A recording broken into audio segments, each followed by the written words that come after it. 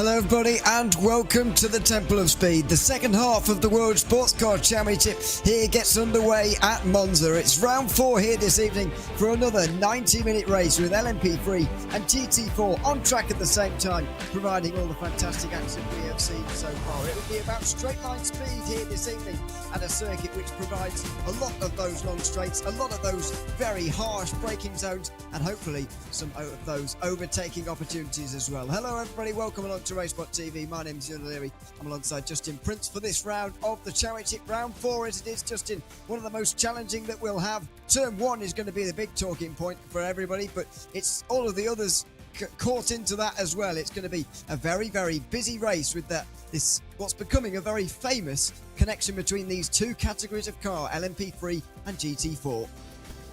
Yes, indeed. Things expect to be busy when it comes to not just the amount of drivers lined up to try and work in draft packs, but also trying to make sure they work through a lot of the traffic today.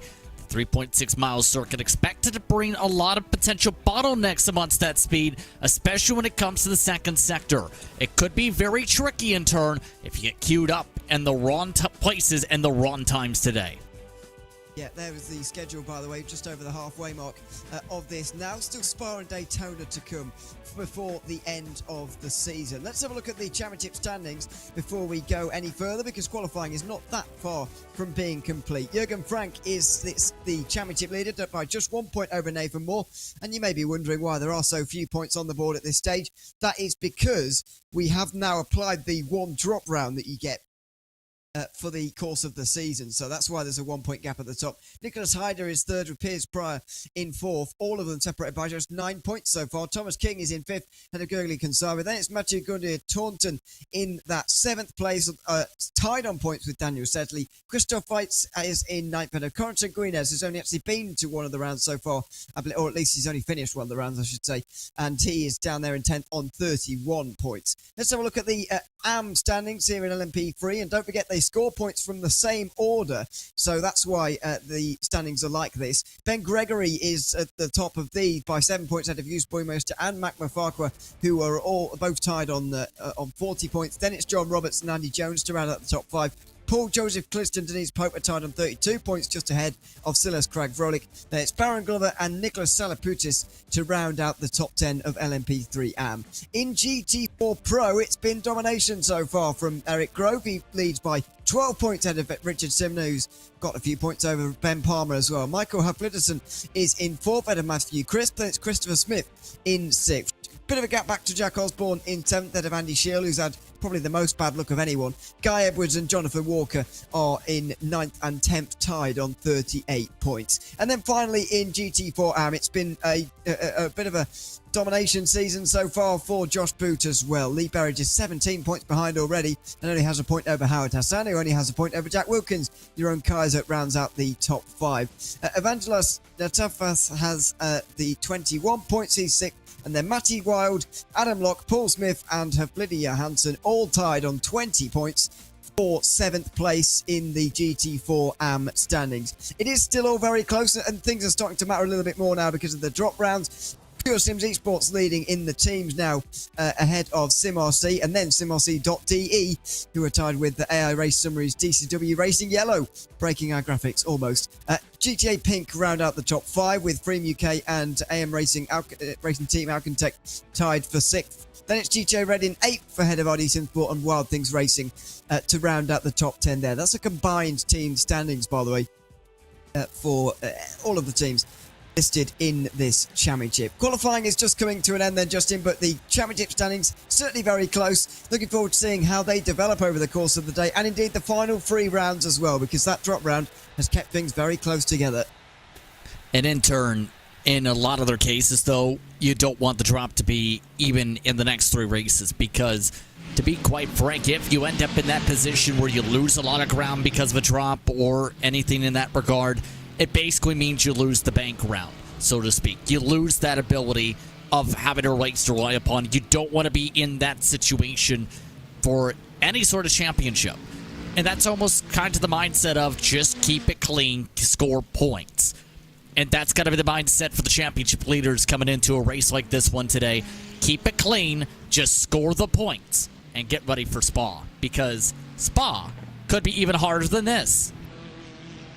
Well, it could be. That could be bad news for everybody pretty soon, but we'll see what happens when we get there, because of course it will be a little while until that round. Something else to note about this championship, of course, is the fact that it does have a drop round. I've already mentioned. Sorry, the fuel limit that it has during the races. That's going to be very important throughout the course of the day. It will force everybody to make 2 stops throughout the race, even at Monza. But of all the circuits, this is going to be the tightest on fuel, and maybe one where fuel saving will be important. We'll have to see just how important when we get into the race, because there's going to be that toss-up between making moves in the early point of the race, or indeed staying behind and deciding that you'd rather save the fuel and maybe shorten your pit stop just a little bit. We'll see who's playing those games as we get forwards with this race, and especially the opening stint, which is coming up very soon.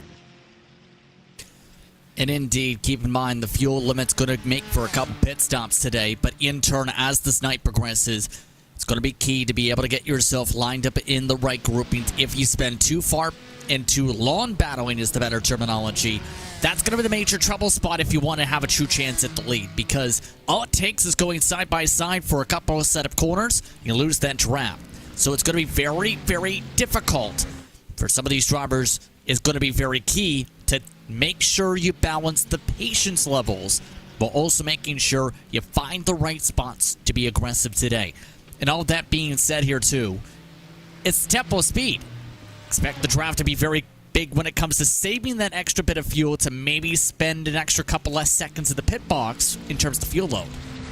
Andy Shield there, the current pole sitter, by the way, here in qualifying for the McLaren team, the Pure Sims esports team in the McLaren there. You can see that Shield and Grove 1 and 2 at the moment. Grove current championship leader, of course. And I think in the YouTube chat as well, Jack Osborne makes quite a poignant point, if that's a thing, as well. Just saying good luck to the GT4 guys. Wonder how traffic is going to be here this evening, because I reckon these cars have got similar performance on the brakes, in all honesty, with LMP3 and their lack of ABS compared to GT4's ABS that they'll be making use of.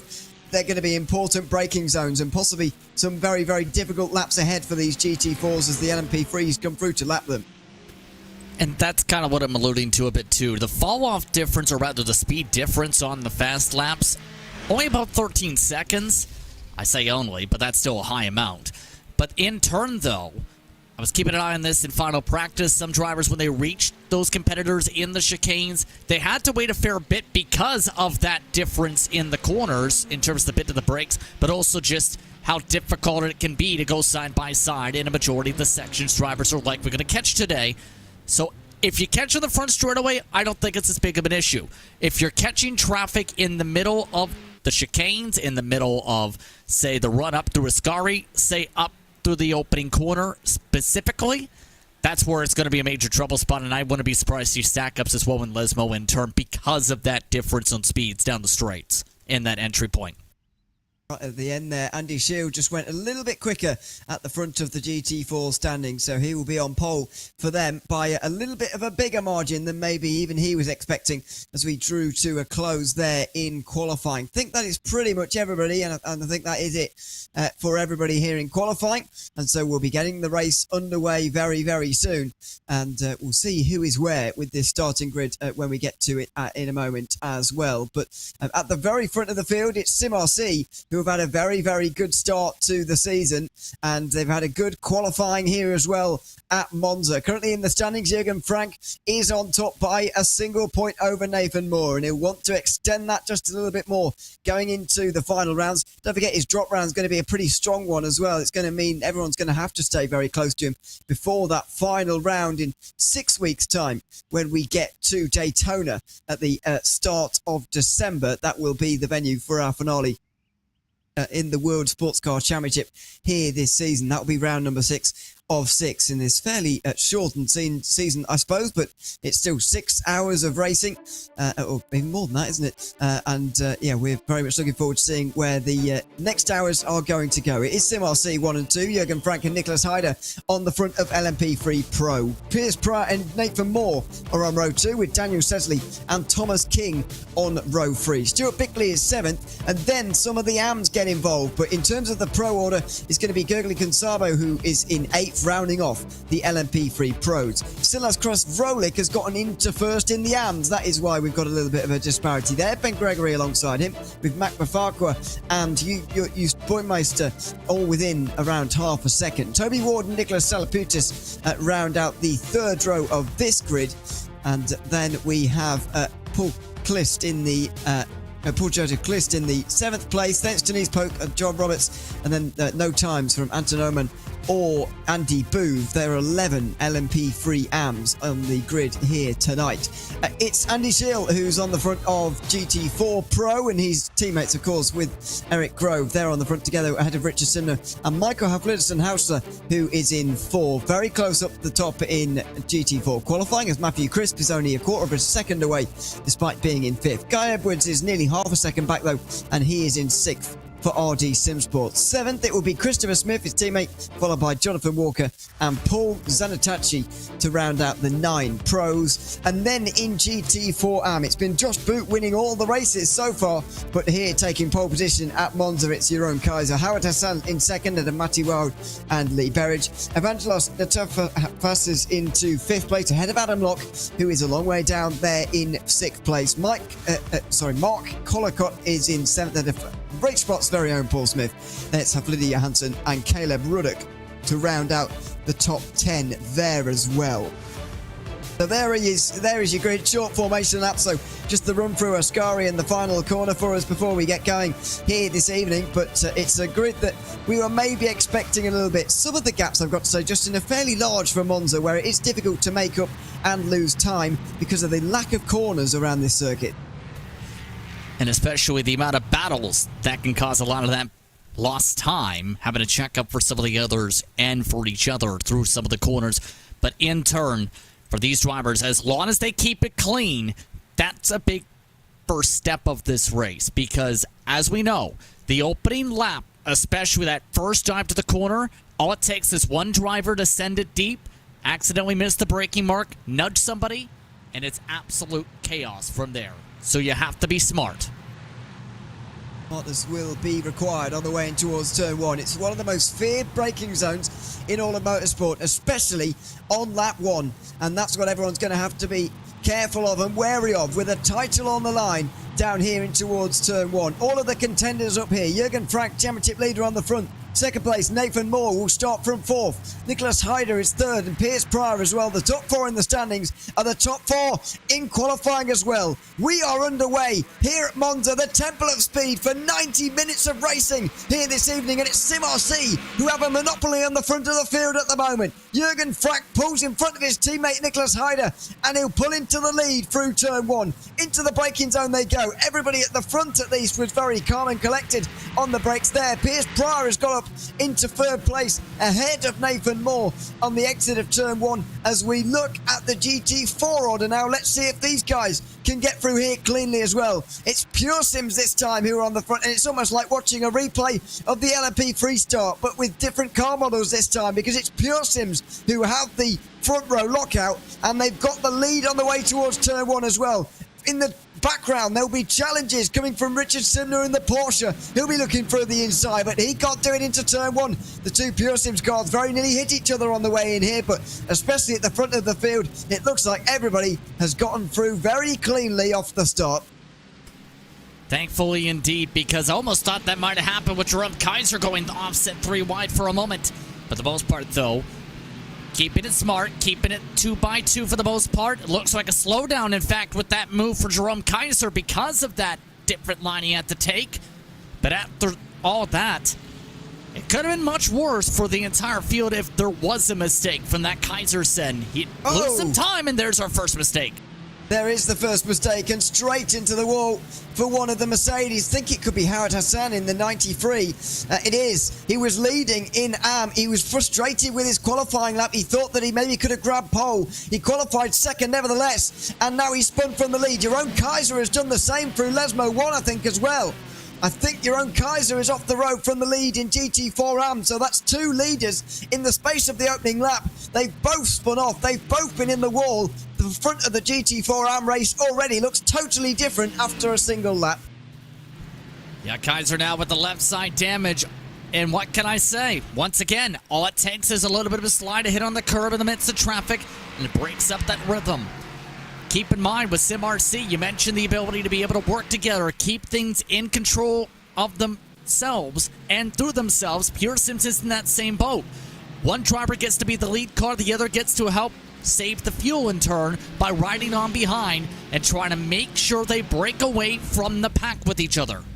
Exactly. That is what it's going to be about here, breaking away from the pack. Currently in third place right now, by the way, in Pro. It's Richard Simner who's just in front of Hafliderson, then Matthew Crisp. They're all battling in towards turn one, and this is not helpful either. On the way down they go, very close as a late braking manoeuvre on Simner there from Hafliderson. He's down the inside at the second part, and he shoves out the Porsche as well. So through he goes into third place, but already you mentioned the cooperation between the Pure Sim driver. That's only being helped now by the lack of cooperation here for third. A lot of shuffling in turns. Simnor getting very defensive here. Guy Edwards already had one driver talk about impediment in qualifying, not wanting to get impeded himself here in all this. And this is, again, where it's so tricky, right? Because you want to go, you know you're quicker in terms of your straight line speed, but if you try and make the dive now, you're likely spinning the car in front. You have to just wait for the right door to open up, it seems. And he does have a teammate behind it, RD Sim Sports Chris Smith, to be able to try and move ahead as well, so you technically have to open the door for two cars. Yeah, it's very awkward indeed. And speaking of awkward, this could transpire into turn 1 as well. It's Googly Contabo who's making his way down the inside into 7th place on Stuart Bickley there. That's the LMP3 Pro battle, but this is all helping Ben Gregory in LMP3 AM. He's the leader there, but in 7th overall, and he's got a couple of cars between himself and Silas Craig Vrolik. This is always the danger in LMP3 AM. You might not actually be fighting with those in your class. Right now, Vrolik can't actually get anywhere near the class leader, even if he had the pace to. Yeah, with how things are playing out, Frank and I have absolutely rocket pace. But right now, when you get held up in grouping such as this, it's so difficult. It's so frustrating because right now, Gregory, I'm surprised to say he is part of that AM class because we've seen him be good in competition in World Sim Racing in multiple different types of cars, and have an experience at high-level series like this makes it very hard to be able to make sure you pass said driver. Right now, he's running on his own, and he's running quicker than anybody else in his respective class right now. He's got a good chance, in fact, if he can find a way to break away, to find a way to the next group. And by the way, I just want to say, in 2nd place in GT4 RAM, which has seen the craziest race so far, by the way, Paul Smith, RaceSpot's very own, is on the podium at the moment, and we're not biased, but we are cheering for him because it's a fantastic opening lap, or opening couple of laps, 3 laps we're about to complete now, for Paul Smith. Up to 2nd place he goes. There he is, just behind Lee Berridge, actually, who's in the lead of the GT4 AM class at the moment. I think it's fair to say, Justin, that is the class that's seen the most turbulent of the starts. We've got Jeroen Kaiser and Hassan having both made pit stops already. We've had multiple spins for others as well. I think you saw Evangelos Tapas have a spin actually on the opening couple of laps as well. But what a start for Paul Smith, up to 2nd place already. And funnily enough, the driver who leads that class, Lee Berridge, was the one who mentioned getting held up originally by Guy Edwards. If anything, that helped him more so than it hurt him in the end because of all the trouble for the AM leaders on that opening lap. He would have been right in the thick of things and the potential contact if he was up there. So hindsight is 20/20. So it's just a matter, again, don't be the next one to make the mistake for the AM lead, a part of the AM curse.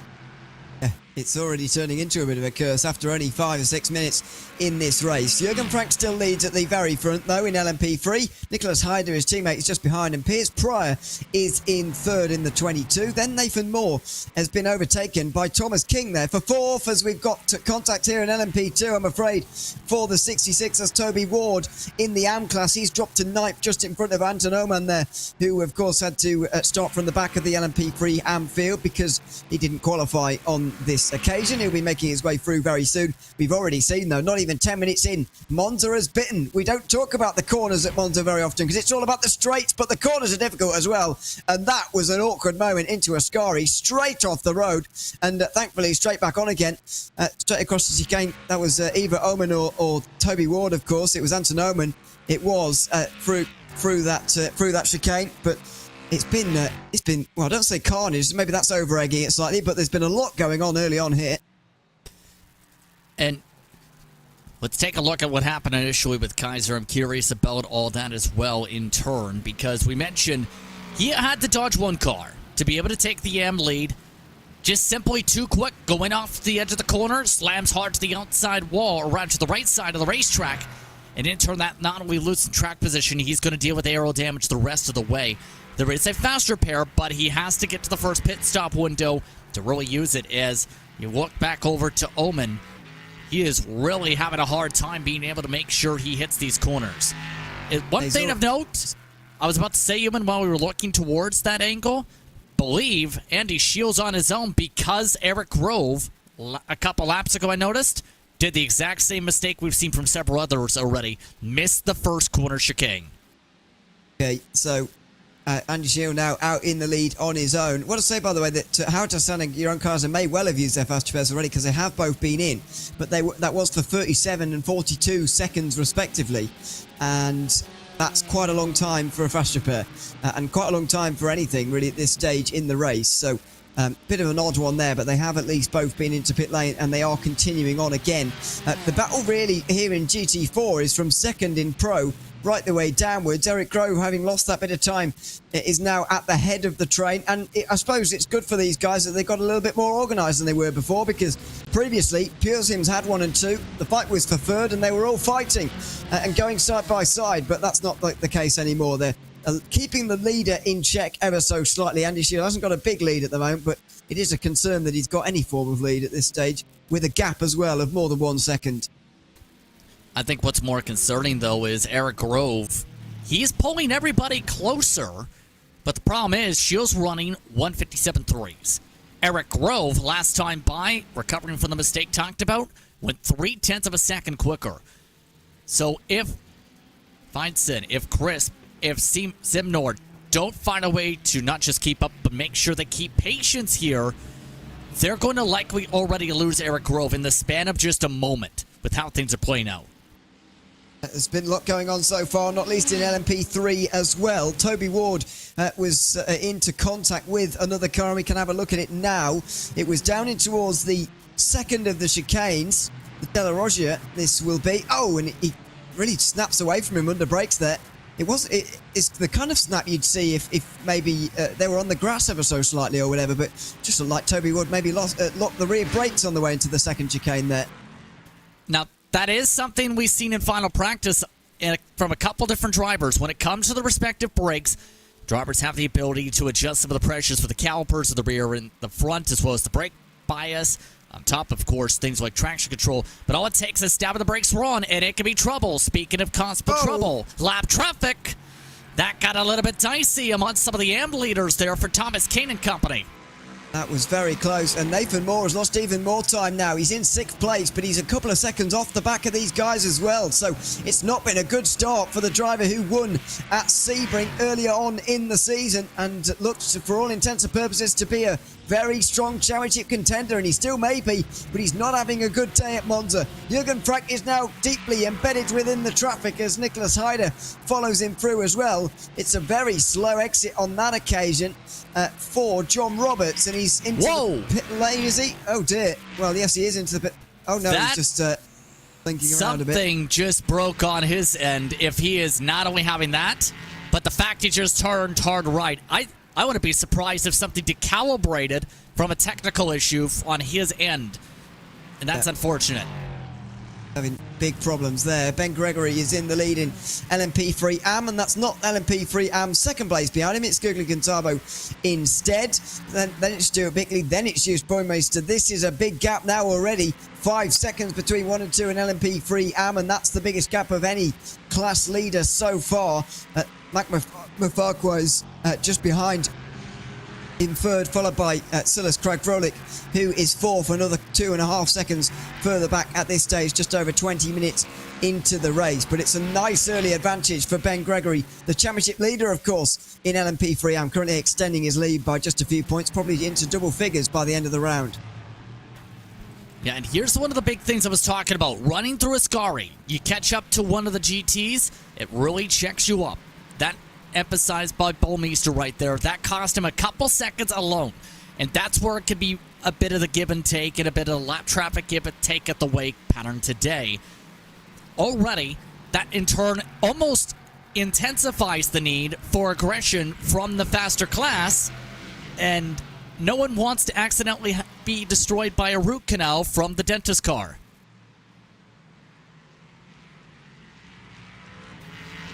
Ewan.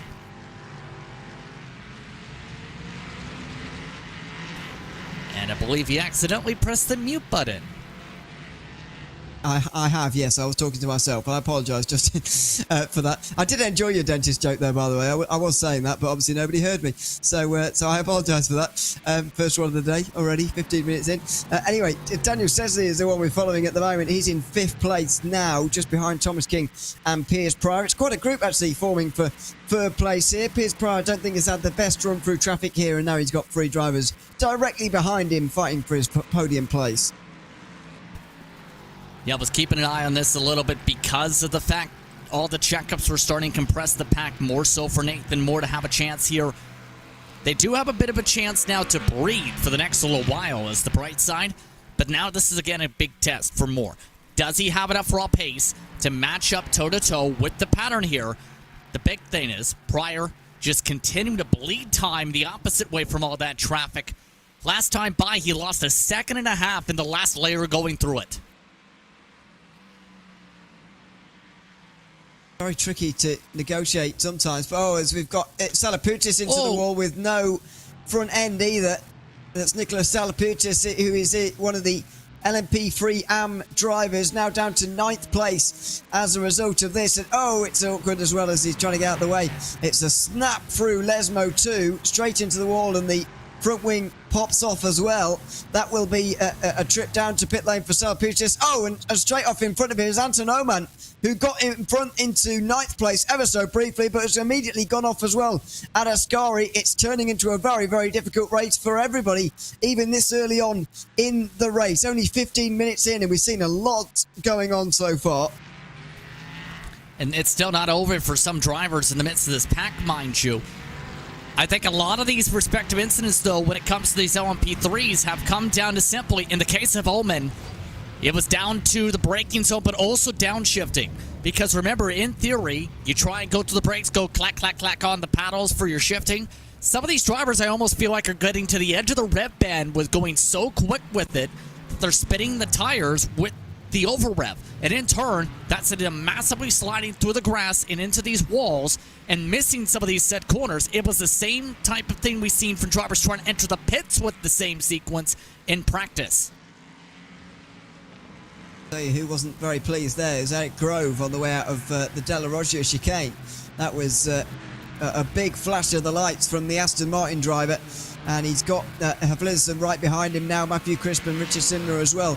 As a result, it was a move from one of the LMP3s, which just angered him a little bit, I think, as another one of them skips on past, slaloms their way through, third and second in GT4 Pro, who we are looking at for the moment. But it's all giving Andy Scheel a bit of a lead, and we always say this at Monza, or often say this at these types of circuits, that if the driver out in front, the driver in the lead, gets that second margin, they break that slipstream, then they are a danger.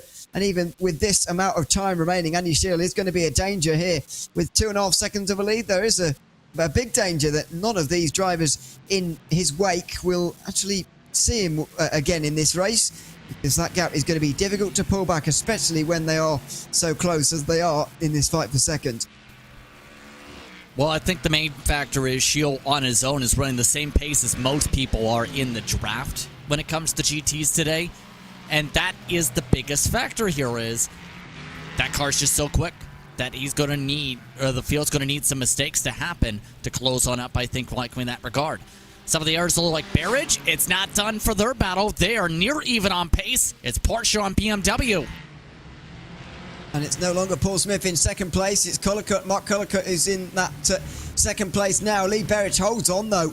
The Aston Martin, the BMW, clearly strong in a straight line, but not so much off the corner.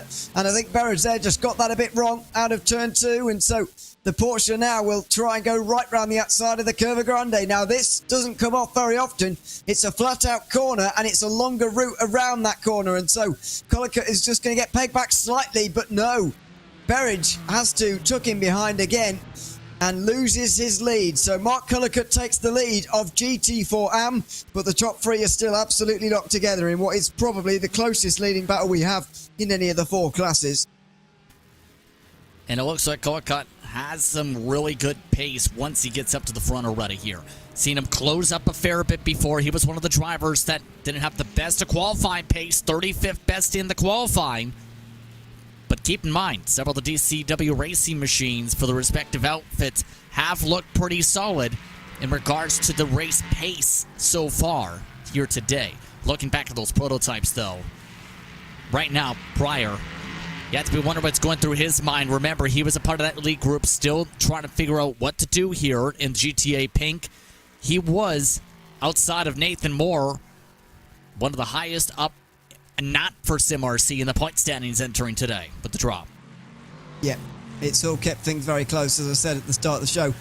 This drop round, which we're going to keep a bit of an eye on next time out, of course, as well, because as with all penultimate races of every championship, almost every championship ever, the championship leader at the time may well have a chance of taking it with a round still to spare. So we'll keep across that for you in 3 weeks' time when we bring you the penultimate round of this championship on RaceSpotTV. That will be at Spa, of course, for another hour and a half of racing to complete the 9 hours of the season. This will be 6 hours complete after the fourth of the 90-minute races here this evening. So up through Ascari at the top of the hill now for those fighting for an LMP3 podium. Still Piers Pryor ahead of Thomas King, then Daniel Sesley and Nathan Moore at the moment. They can't be split apart. However, they will be by traffic. That seems to be the only thing, actually, that's creating and getting rid of these gaps, especially in LMP2 so far. In GT4, it has been a little bit closer, but this battle has barely changed in terms of who is where since the traffic. And traffic doesn't seem to be on the horizon for a while. Give it a few minutes at the pace difference right now. That's going to be something to watch for. But again, this is to the patterns of calmness. It's not been a fun day, though, for Kaiser. I was thinking to myself, he's a very solid driver, should be in a great spot here. And he's thrown away that good qualifying run with everything that's built up. The damage, I think, is not helping either. And it just continues and continues with off-track after off-track for him today. Yep, it's when it goes... when it rains, it pours, I suppose, to use a cliche. And it is pouring at the moment for Jeroen Kaiser, unfortunately. Mark Cullicutt has held on to the lead, by the way, in GT4 AM, which, of course, is the lead that Kaiser vacated not so long ago. Lee Berridge had an attempt at going through pretty recently on this last lap, but couldn't make it work. Paul Smith is still there as well, by the way, in GT4 AM. We really wish the best for him, because that would be a great story for us anyway, to see. There he is through the final corner. The lead is in GT4 AM as the GT4 Pro leader has gone off. Andy Steele, well, I'm not sure if he's gone off, but he has lost his lead, and he held it by nearly 3 seconds previously, so something must have gone on here. I think Guy Edwards is dropping down as well, is he? Not sure, someone else may be, but this is big drama at the front of GT4 Pro, and we'll have a look at quite why in a few moments' time. Shield has been not only pegged back, but also he's lost his lead. I almost wonder if it's not necessarily an off-track, because scrubbed through quickly, didn't see the off-track. But keep in mind, when it comes to parts of this racetrack, there is the strong chance of an off-track sequence if you cut too much of the curbing. Turn 4 especially, when it comes to the second of Ferrante. And I think the team might have went maybe too much into the curbing, possibly. And just going over half of that curbing with one half of the car on forward can be enough to give you a slowdown. Guess how much the slow down time usually is by the time you bleed said time? About 5 seconds, which would be about 2 seconds of your gap time. I think that's a big part of that right there. It doesn't even make sense from the team perspective, because you have a big buffer. You've got a rocket ship of a car. You don't want to be the driver who loses a 2-second gap. Honestly, I'd prefer the buffer.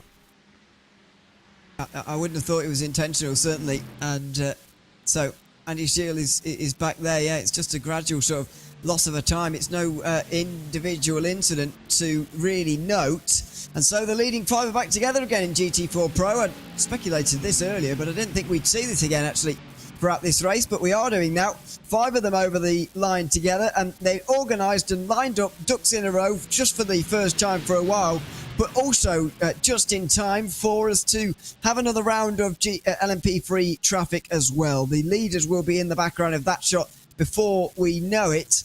And Jürgen Frank, well, they might well have even been in the background of that shot. It was pretty condensed on the way out of the final corner there, out to the Parabolica. There is one of the other LMP3s on replay at the moment, making dives on towards the Ascari chicane, and that is awkward. Thankfully, and that was the GT4 AM leading battle, wasn't it? And Paul Smith gaining as a result of that, getting into second, but that was just one of the risks that the GT4s experience writ large for us, really. A damaged LMP3, nearly cannonballing into all of them. Yeah, that's not been a fun time, to say the very least, I think, for Ullman and company. But have hearing that did pit that prototype for already a pit stop. Keep in mind, several who have already come in early have taken the faster pair, such as Ullman, such as what we've seen from Kaiser. The damage is building up. and getting even a little bit of damage is enough for some of these drivers to say, I've got to take this because of the aerodynamics, but also just how, depending on how hard the contact is, it could absolutely cause some issues with the turning, with the suspension, with being able to save fuel, with having any raw pace. After all, having underbody damage alone can cost you 3 seconds a lap. Very, very damaging. So you've got to be careful of that, and it's clearly Omen feeling that it's worth sacrificing the 2-stop for 3, which you'd expect that to be now for him, but let's see. Still an hour 6 remaining, and that means we're still a little way from the pit stop phase in this race at the moment. It's still Jürgen Frank leading the way ahead of Nicholas Heider. SimRC leading 1-2 in the overall race. They're about to pass the GT4 AM leading battle as well, which contains Mark Cullicutt, Paul Smith and Lee Berridge in the reverse order, of course. Porsche ahead of the Mercedes, ahead of the BMW as they go over the line at the end of another lap. Frank and Heider now have nearly 9 seconds, nearly 10 seconds over Piers Pryor. That gap to those fighting for third place just continues to extend, and it continues to be great news for both of them, really, but especially Jürgen Frank, who's going to extend his championship lead here, and he's going to have a really strong drop round, which means those who want to take the title off him will have to be pretty close after the event at Spa for round 5 if they want to take it off him on the very final race. Still a long way to go until that, of course, but they're just controlling this one at the moment. Yeah, raw pace, raw speed, very comfortable it looks like, to say the very least, when it comes to being able to build for this car. And in turn, they've already picked up on small nuances. Keep in mind, even when they are catching up to some of this traffic, one of the main focuses I've noticed from Heider in particular is get the draft off the GT first, then get in line, make the move. That's how beneficial the draft is in this car, and he also knows, even though he's losing ground here, there is the quick chance because of the traffic, give it track, take it back for Frank. He's going to be able to keep up with his teammate, keep in the cycle, make it a 2-car battle the rest of the way. You don't necessarily want to lose the leader, but right now, just try to play it smart to be able to keep the whiff of draft on that front nose. Putting a lap on one of the LMP3s as well. There's dives down the inside of the RD Simsport BMWs who are formed up together here. Heider has a better run through there though. And in the end, they actually even out quite nicely on the exit of the Parabolica. Wonder how hard they'll fight at all here, the SimRC teammates. Actually, never mind at the end of the race. We've spoken to them in the past about the sort of lack of team orders, of course, and that sort of thing. But you just don't know what they're going to do when they are together. Frank will stay in the lead on this occasion. These races do get quite tactical though, and that's especially what we saw at Sebring for the opening round of the season. That'll be in the back of the mind, especially of Jürgen Frank, who got outwitted slightly, you could say, on that day. That is one of the LMP3s into the wall with no front wing anymore, and it looks like it was Pope. Yeah, I believe that's 79. Johansson, sorry, yeah.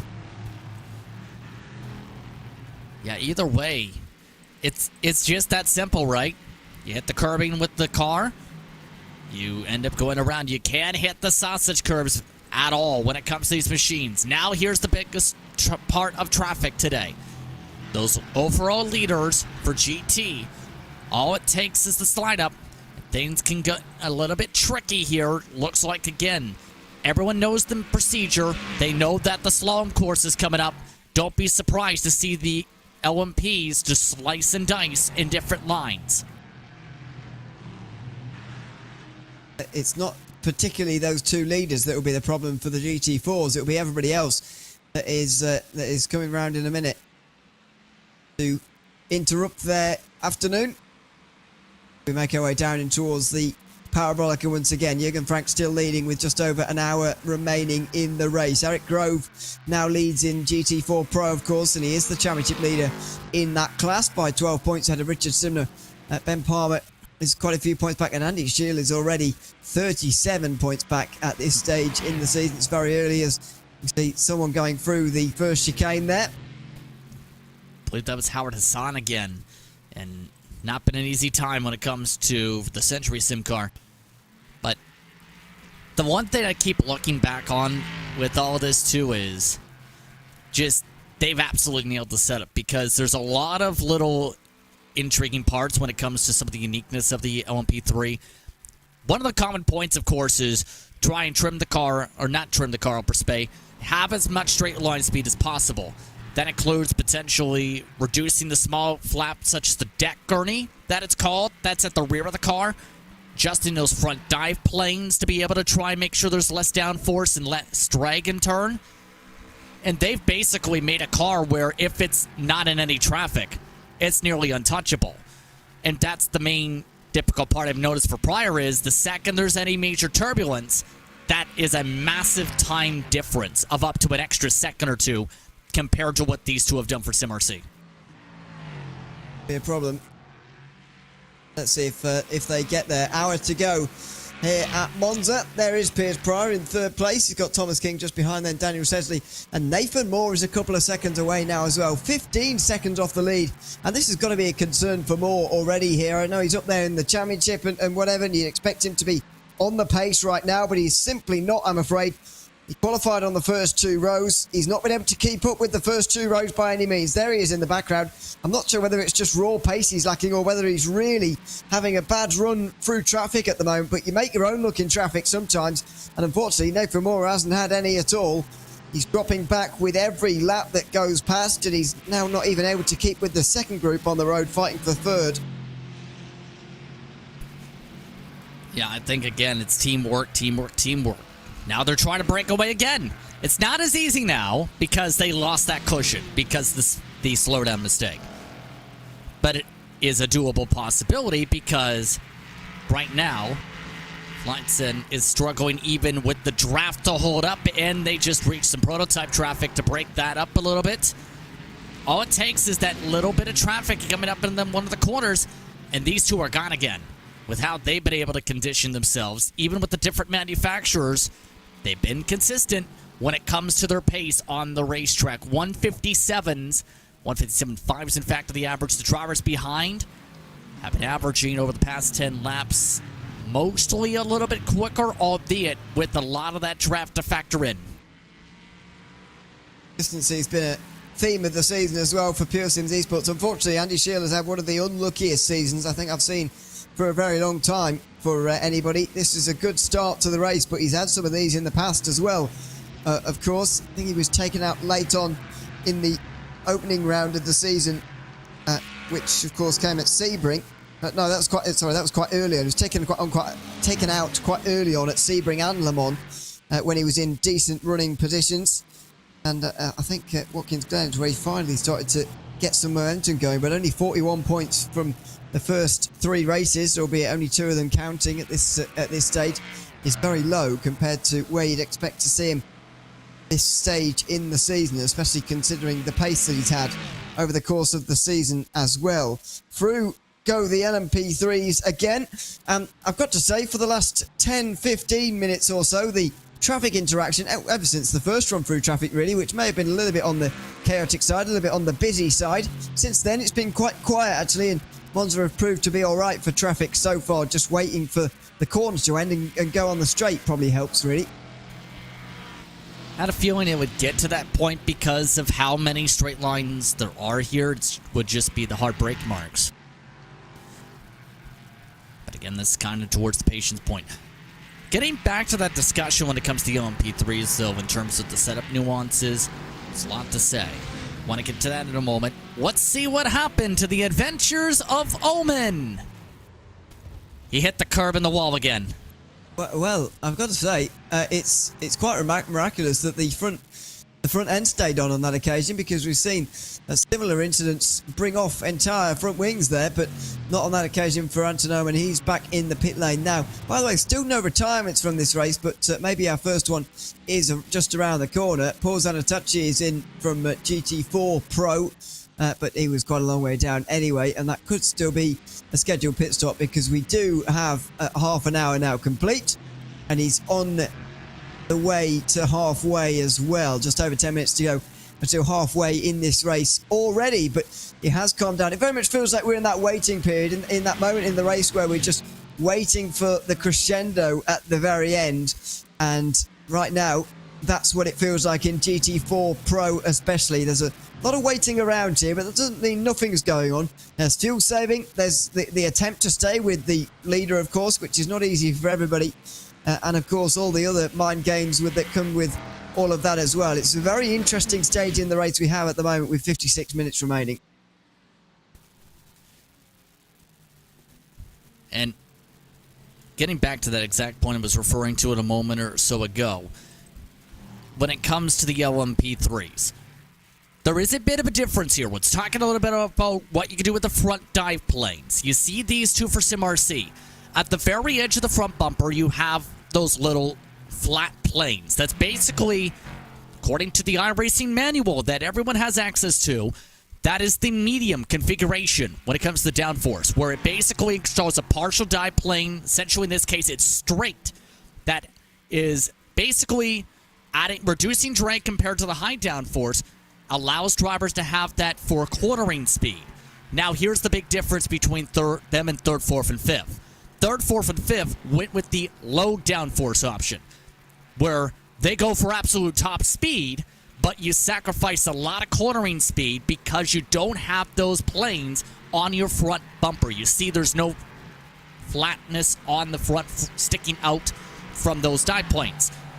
I think that's the big difference, Mark, that a lot of drivers missed the mark on, and teams for this race is SimRC found a way to trim out the car to have the straight line speed, but also found that with the dive planes on, the medium downforce ones, so they didn't lose as much time in the corners, and that's why they are quickly gaining as much as they are by 0.6 per lap in clean space, and even a few tenths in most cases in the traffic.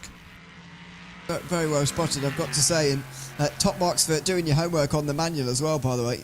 I in traditional fashion, didn't do any and just flew into the exam blind. I always tend to do, but well spotted, I've got to say. It's not all about setup, though, of course, is it? We can talk about setup, you know, all day long, and while it is true, it is still about driving it and controlling the car from that point of view, because Monza is one of those circuits where you do traditionally trim out a lot of downforce, and that generally, especially downforce cars like these LMP2s, these LMP3s, excuse me, I guess it applies to LMP2s as well, but LMP3s especially, it means that, you know, these cars generally, if they're trimmed out, they're going to be a little bit more difficult to drive, especially through the Lesmos and through Ascari as well, for example. It's all very difficult, so you've got to give credit to the drivers as well for keeping the cars under control in this situation, as we see the GT4 leaders into the pit lane at the moment as well. Important moments coming up in GT4. There is the view on pit lane. It seems that all of the leading group have come down together, actually. That's not a surprise. We were expecting this to be about 40 or so minutes in. It's about 40 or so minutes in. And right now, we'll see how drivers did in terms of some of the saving here. I'm very curious how this could play out the rest of the way. It's looking like a potential splash and dash towards the end of the race based on this timing. And for the most part, drivers did a really good job to close this gap, compress it a ton here because of how they enter the brakes with them being that close off the exit. Look at this. Very close on the way out of the pit lane on this occasion. So leading them on the way out was Eric Grove. Then it's Andy Shield, Richardson and Michael Hafliderson. And that is the four at the front of the race in GT4 on the exit of the first pit stops. Now, how close can these guys go to making it on a one-stop? Well, not very. Jürgen Frank is in from LMP3 in the lead. We do have Guy Smith and... Guy Smith. Dear me. I've mashed names there. Chris Smith and Guy Edwards, excuse me, both out there at the moment in the lead in the BMWs. They're the RD Synthport BMWs. Not sure how close they're going to get to making it on one stop, though, as Jürgen Frank leaves the pit lane a long way ahead of Nicholas Heider. He's gained 2 seconds in the lane, but their pit stop times were not dissimilar at all. So not sure what Nicholas Heider did there at all, but he has lost 2 seconds in that stop. And it's not in the box. I think it's something having to do with how he entered the pit lane. If he lost that much ground on that said entry, I think he had to back up maybe for the box, if that's the difference. And here's the challenging part of multi-class racing sometimes. There's only so many pit boxes per racetrack. There's 35 pit stalls here at the circuit. There are 38 entries. Guess which drivers, in turn, get to share pit boxes? the top 3 for this class. And likely, if Haida had to come into the pit box with someone already in it, that makes it a very hard time to be able to see your lollipop man. Yep, that is true. Although, well, yeah, it is true. I would say that normally, because you're so far up the front of the field, anyway, it wouldn't really matter in terms of not being able to spot them. But then again, I wouldn't know what it feels like to have the second box, so I've never experienced that before. Maybe I can cut him a bit of slack there. As Daniel Sedley and Nathan Moore come into pit lane as well. Got to say, they've been running quite long today, both LMP3 and GT4s, but pretty much everyone's been out now. In fact, those two coming in signals the end of the first pit stop phase, and the fact that everyone's been in. Oh dear, yeah, there it is. You're absolutely right, Justin. It's an overshoot of the box. Well called. And so that's where the time was lost. It's these fine margins, and Jürgen Frank now has the lead by quite some distance. It's nearly 3 seconds for Jürgen Frank now ahead of Nicholas Haida due to that one very small mistake. Now, that being said, Haida, I think, is still in a good spot in terms of the overall race. It's just going to be difficult to be able to catch up to Frank because Jürgen's been extremely consistent, no major holdups throughout the race. Haida's almost been trying to follow the motions and been losing a bit more time compared to while Frank's been handling some of the traffic. The raw pace, though, is very much big when it comes to what they've done today because there's a telling sign with how you handle some of the high-speed sections today. Ascari, the drivers without the going with the low downforce version of those front planes, they are going about 89 miles an hour into the braking zone for turn 8 before they get to acceleration. The sim cars, the sim RC machines, should say, have been going up to 5 miles an hour quicker into that same section with that little bit of downforce. And that adds up, being able to carry that extra bit more speed that much sooner around the racetrack by a couple tenths per lap. Yeah. It does all add up over the course of a lap. Jürgen Frank's having to be very careful on this lap, I've got to say. He makes the exit of Ascari as quick as possible, just jumping over the curb there. We say that you can't really do that in prototypes, but Frank has hit it at the right angle, and he knows exactly which angle he can hit it at to just deal with that nicely. Piers Pryor up to third place, by the way, as Nathan Moore saved a bit of time in the pit lane. That was only a 20-second stop for him that time around, which was 7 seconds shorter than Piers Pryor, and so Piers had to make an overtake there, but Nathan Moore comes back at him into the final corner.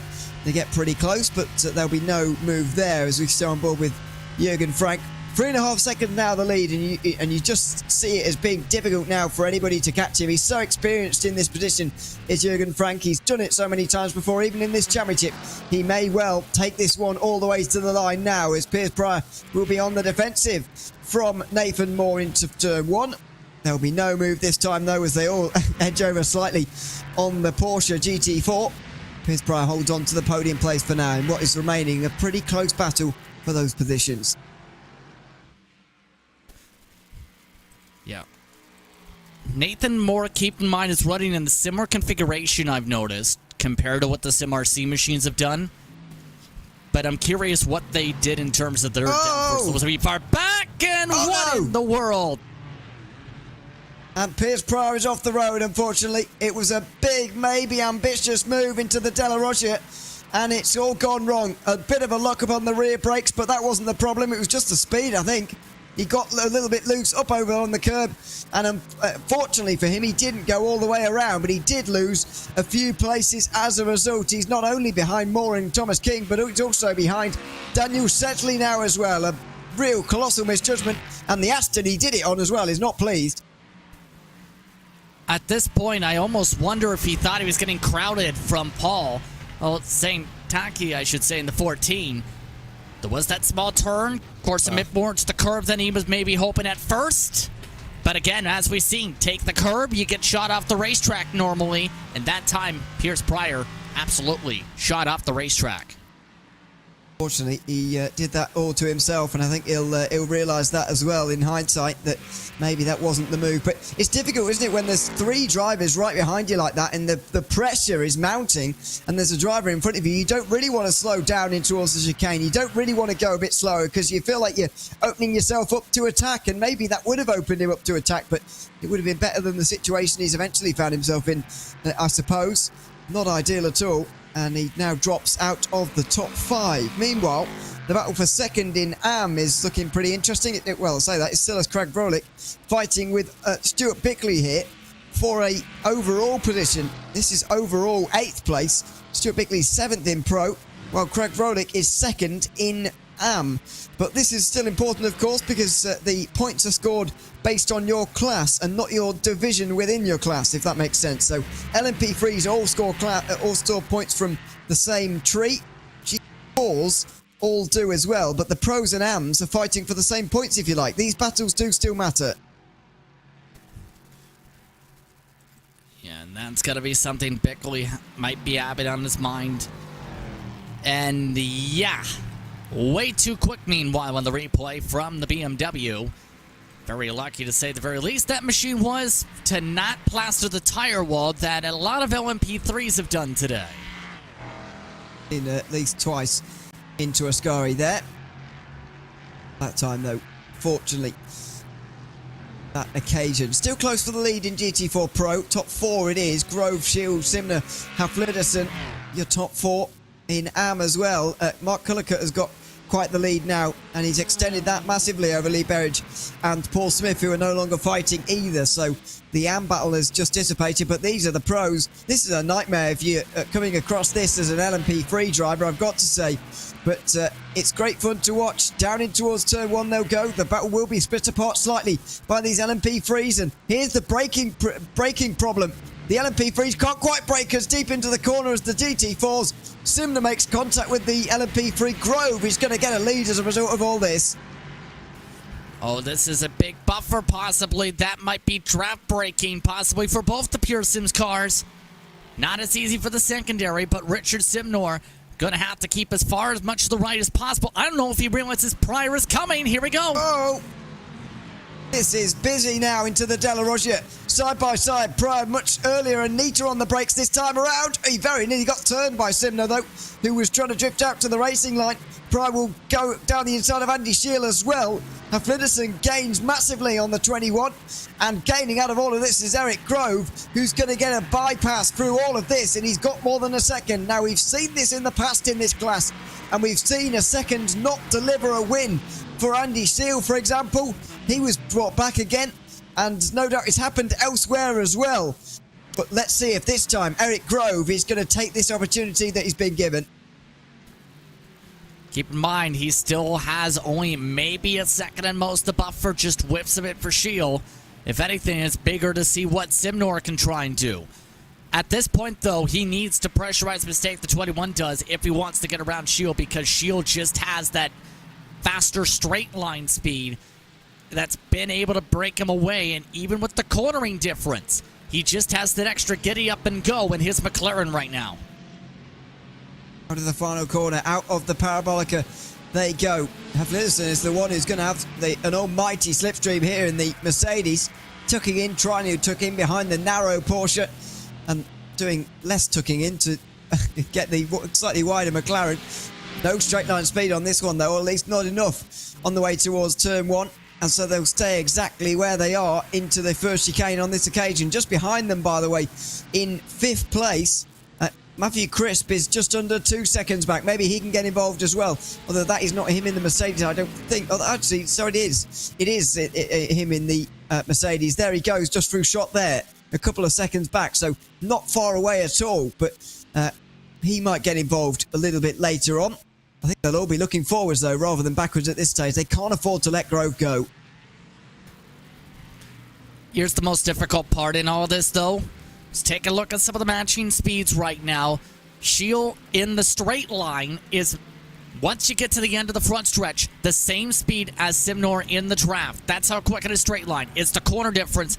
Once again, that's the Porsche's better characteristic that's keeping them in on the entry. These Mercedes AMGs, though, they're more towards the middle tier when it comes to some of the performance balances. It's going to be tricky for them to keep up. Side by side, though, building up for second.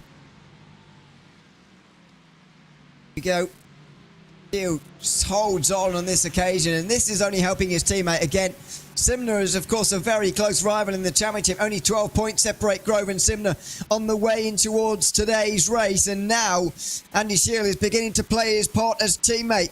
He'll let through one of the LMP3s on the way towards the Parabolica. It'll be another look from Simner.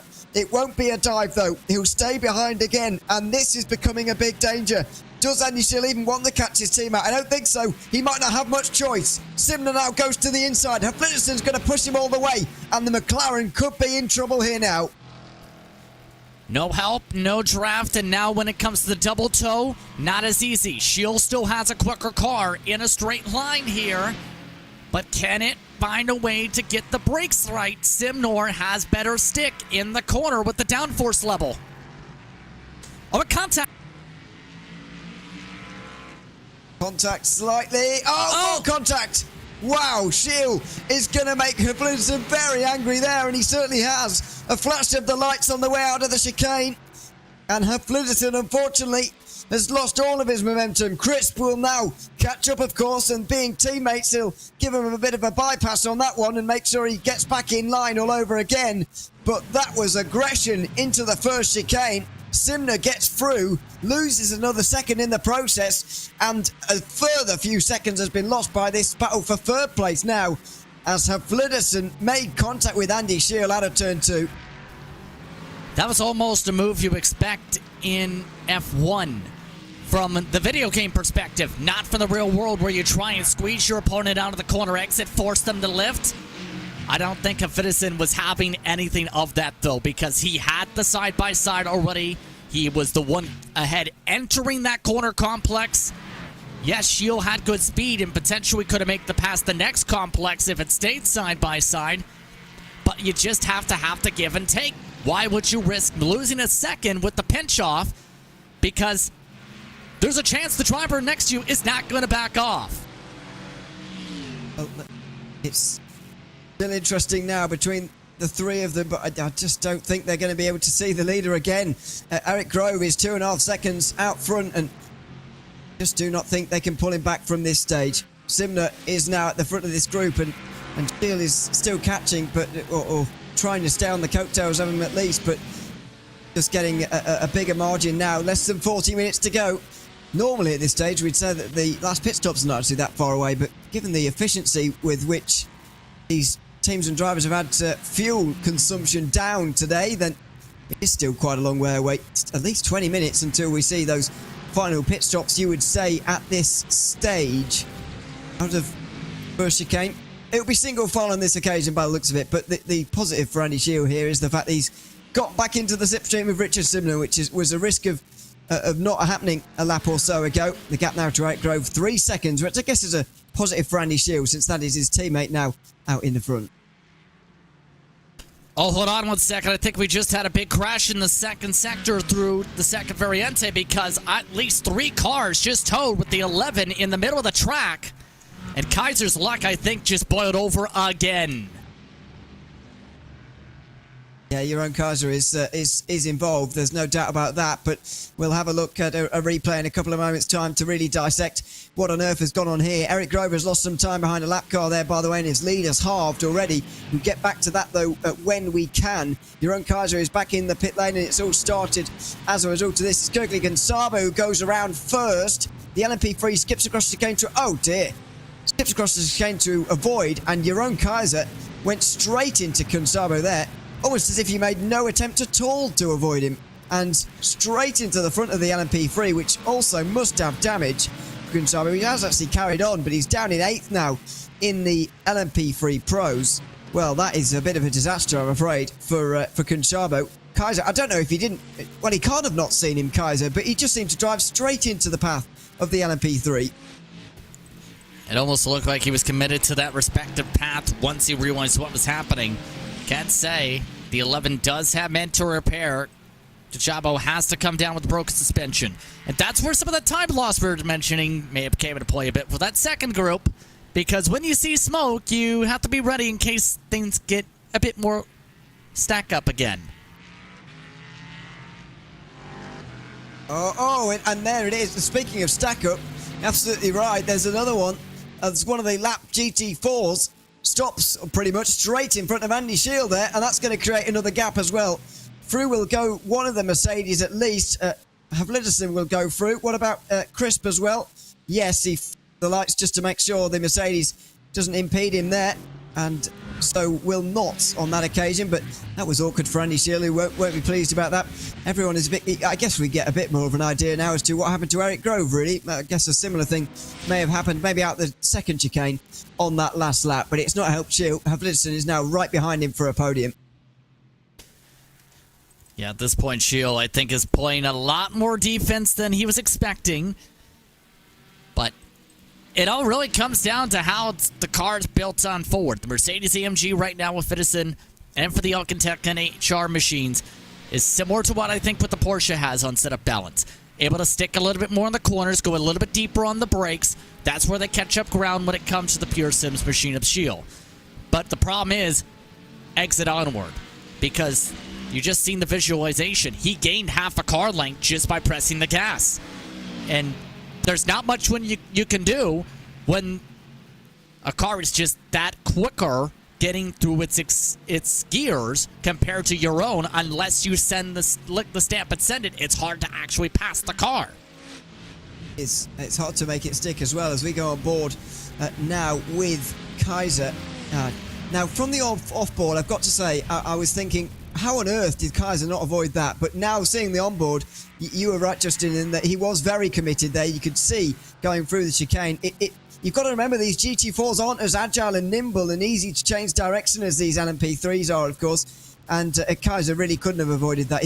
He, as he said, was absolutely committed there. And when even if you see that happening in front of you before time, you're not going to be able to change your line halfway around the chicane, unfortunately. And that's exactly what happened to Kaiser there. Just a miserable day for him, really. Yeah, already out for the race as a result of all of that. It's not been a great day for Kaiser, who had, in my opinion, possible speed to be able to come up with the win. But races like this today hurt a lot in the points. He was already back 3 spots in the points because of the drop round factored in. Now it's going to get even worse. And who else is having some troubles here in the dentist cars? Oh dear, over the curbs for one of the LMP3s into the second chicane. Been around, and thankfully a free track to get back going again into, but that's proving to be one of the most difficult of the braking zones so far. Wouldn't imagine that's going to change. Richard Simner has been caught again by Andy Shield here, and it's once again playing into the hands of Eric Grove. Gap back to 2 seconds again. These 4 are back together again in this fight for second place. It's only helping Grove out front. It's only hurting Simner now, who really wanted to get away and was probably enjoying his laps of freedom, but that's all gone away now. And this is where the draft difference, I think, is going to come into play. Shield not only is more trimmed down for the straight line speed, but also has more speed in turn once you get to a grouping like this. Once you get within the wake of an air car, I should say. So at this point, defense has to be kept an eye on throughout the rest of this for Simnor. I think he's got some pace to do this. The problem is going to be, Shield's already proven he's not afraid to be very aggressive. He's not afraid to try and squeeze you out like you're an AI driver. Well, yeah, seen that before. Out of the first chicane on this occasion. Pretty good exit, actually, from the Porsche. It has decent traction. Certainly displayed it on that occasion. Now, a few LMP3s behind, and there will be interest here. As meanwhile, go side by side here with Daniel Sesley and Nathan Moore. It's Sesley who makes his way through, and Nathan Moore moving backwards, and he's already made a shorter stop, of course, earlier on in the day.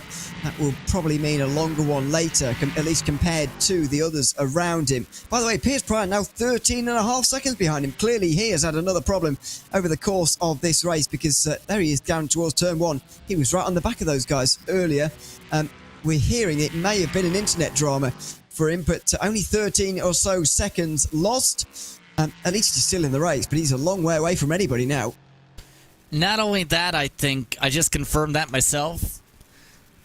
If you can look at the left rear, while he was having the technical issue, I think he accidentally hit the wall, because he's got significant downforce problems now too. So not only is the internet not going well for him, the car's no longer kept together because of said internet. You gotta love your internet provider sometimes. You never know what gifts they provide you. I heard that earlier on, I've got to say, but anyway, story maybe for another day. But yeah, it is a bizarre one. He apparently just had a small blip there, but has dropped a few seconds further back as a result. Maybe losing more time now actually as well. He was at 45.2 last time. Actually not bad pace, but maybe he's losing more time lap on lap anyway. Gaps have extended now inside the top 7 or 8 or so. There's no class battles actually in LMP3 until you go down to 7th in LMP3 AM between Paul Joseph Clist and Denise Pope in the 7th place back there. So not much in terms of the battles going on in LMP3 for the moment. It's been GT4 we've been having our eyes glued to for the last few laps, but unfortunately that's gone away a little bit as well. Simner and Shield have sort of got themselves away from the teammates of Hufflidson and Crisp. There's clearly something going on here as well. And it's I think not just with the traffic right now. It's, again, back to the same problem we've seen before. They are quicker in the corner, but the straight line speed, it's even slower than that compared to what we've seen from Simnor today. And for these two, they need draft to get there. Back to the point of traffic giveth, traffic taketh away. All it takes is for 1 or 2 LMP3s to reach with their on time. You give away time, you give away your chance to be able to keep up and turn. The battle is on for second, though. They might be able to take some time back here if Simnor and Shield get aggressive again. Well, there was a little bit of aggression there. Simnor had a hint of a defence, but nothing really doing that. Through Ascari, they'll be absolutely fine. Gap now 3.5 seconds to the lead. We can maybe start forgetting about Eric Grove at the front of the race. Once again, he's going to extend his championship lead very possibly here this evening into Parabolica with half an hour to go. 1/3 of this race remaining. It's round 4 of the World Sports Car Championship here for the end of 2023. We're at Monza for another 90-minute race, and we've got just half an hour remaining in this one. Over the line to complete lap number 31 for these drivers. More LMP3s fire by in a more constant fashion than they were early on. It's no longer big groups of them, but they're individuals hanging around, and it's splitting apart these battles and bringing them back together again. That's why you can never rest in one of these races. Thankfully, on this occasion, the battle for second has been pretty uninterrupted by LMP3s, and that is a good thing, although there is another approaching them on the way towards the second chicane, which has produced so much drama so far. Especially when it comes to some bold sends. Shield's not close enough for that possible opening of the door, though, because of Nathan Moore. A gift from a teammate. Here comes a chance now for Shield to close it up to a car length. Here he goes outside. Long way round here into Lesmo 1, and he can't do it. He pulls back to the inside again, looking for a better exit, maybe for the second part. No, he'll brake earlier and maybe try and get the run out of the corner for a run at Ascari, maybe. It's helped Michael Hufflidis and Hausler catch up, of course, and now there'll be a big slipstream on the way towards Ascari. Under the bridge they'll go. There's more traffic here. GT falls this time. They'll get out the way, but no moves again. It is proving to be relatively difficult to pass around here, or at least make a pass stick. It seems to be relatively difficult around here. And that's all closed up. The iRacing team and the Elkin Tech machines right back up again. Exactly what I talked about. They fight even a little bit. They get the right moment with the traffic. They close back up. Now, keep in mind, there's a chance it gets even more trickier because the teammate of Simnor, the M car of Matty Wild, who already used a faster pair earlier, he's the next in line to be lapped here for this GT4 class. And there's a chance that becomes a pick to break up some time a little bit. Mind you, the pit stop window was also just around the corner in about less than 10-15 minutes here, with less than 14 estimated to go. Here we go. Inside again for Shield, and no, he doesn't go for it. Well, I really thought that was going to be the attempt there, but no. Normally, when you see someone sticking behind like this, they're going to save fuel. They're going to stay in the slipstream. They're going to be calm for the moment, but Neither's happening at the moment for Shield. He's not making his way through, and he's not saving fuel particularly either. He seems to be attempting these moves as one of the GT4s now pulls wide through the Curva Grande. Where's this one going to go? Where's the LMP3 going to go? I think that's Piers Pryor on the inside of 3 wide. The teammates helping each other here. Simner is going to get an advantage there out of the lap car. That is some gamesmanship if ever I've seen it. Maybe that's slightly within the rules, but he's certainly bending them straight in front of the likes of Andy Shield. And look at that. Richard Simner is going to get a gap as a result of this. And that's really checking things up here. There goes the lap traffic to the right. And that's not going to gain him some friends. I'm not surprised here that that came into play. What can I say? We've seen it from LMP3s. We haven't seen it too much for the same class before. Oh, well, bump drafting as well, coming up from behind. Well, that was spectacular, I think, is the word for that. Gamesmanship of the highest order. Richard Simner is going to get an advantage out of that, but I don't know if I've ever seen anything like that before. That was unbelievable. The most blatant bit of gamesmanship I think I've ever seen. Not any attempt at all to get out the way of Andy Shield there, and it's barely given Richard Simner a gap to work with either. Some teammate play there, which has not really worked very well at all. It did at the time, but I mean, Shield has almost immediately got that gap back all over again. It's a very, very bizarre moment, and one of the most outlandish bits of gamesmanship I've seen for quite some time. Funny thing is, I see it all the time. You know where I see it? The stock car racing side. You know, because a lot of respective groups have, say, 4 or 5 in stock car racing. Don't be surprised if you see someone try to assist with the draft like we've seen in the road course side, but even more so in that exact same manner. But even then, yeah, Piers Pryor that really kicked it off here. He was very bold in this. Could have said, you know what, I'm going to wait until the next corner. No, I want my spot now. Let's go 3 wide. Yep. It was controlled aggression, though, from Peterson. He did a good job of it and slid on the way out of the chicane. And then behind, well, it was quite remarkable what we saw. But it hasn't really helped at all. That has just increased tensions, though, in this group, really, hasn't it? If you're going to do that, then you're going to have to get it to work, because Richard Simner has not got a gap at all. He's being slipstreamed. He's right back in with the others now as well. They're losing time to Eric Grove, who we just got a shot of there as well in the distance. Simner now has just increased tensions in this group, and surely now everyone's going to be even more aggressive with him as they try and take that second place off him. Yeah, and the more this battles, the more this really helps Grove just run away, in my honest opinion. But here's the look again when it comes to what we've seen with the Pure Sims. There's the pass from the LMP3. But right here, remember, the Pure Sims LMP3 tried to set up the open opportunity with the side-by-side before. There's the bobble, and then right here, you see the trouble. It is a little bit of a slower car in the AM machine, slower on rotation. It gets to the point where there's no place to pass. In Lesmos, it's not that smart to send it up the inside. The checkup again stacks everybody up, allows the bump draft from the teammates who know what's going on, and that's enough for Simmore to get some breathing room, at least for a lap or two. It's not done because the breathing room is gone because that straight line speed again. Live pictures, it's Richard Simner on the defensive here, and Shield to the outside. He'll break early though, and Simner will be aggressive in his defense, pulling right in front of the McLaren on the way in towards the braking zone there. The two Mercedes losing touch here slightly, I've got to say.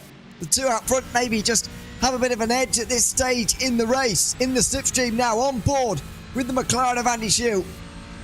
Is there any move to be made here? There'll be another defence from Simner, but no. Shield will stay behind this time. That was certainly a bit of fuel. Maybe he's going to try and do this in the pit stops instead. I mean, at this rate, it's easier than using the bumper because, well, do you want a penalty point as a gift for contact? Obviously not. But I think Shield knows he's quicker once he gets in front. The problem's going to be Simnor's got the ability to just plant it through the corners because he can send it deeper into the corners. I think pit stops are not too far away anyway. We've got a lot of them going on in LMP3 at the moment. We've already seen Nathan Moore in, although he pitted early, of course, or he didn't have a very long stop, I should say, before, so that's to be expected. Then Gregory is in, or has been in. Still as Craig Vrolik is on his outlap at the moment as well in LMP3. We are not far away at all from those moments now becoming reality. GT4 as well. In fact, we have already seen some GT4 stops further back. Paul Zanatachi has been in, Kenneth Ruddock, Adam Locke. Done great things in GT4 AM so far. Josh Boots here at the moment is... where is he in the race? Can't just see him for the moment, but it's still Mark Cullicutt who's leading in GT4 AM. Lee Berridge second, and Paul Smith still in third down there, by the way, as we see Shield into the pit lane now. There'll be this disparity first of all, but let's see if the McLaren can jump Richard Simler in the pit lane on this occasion.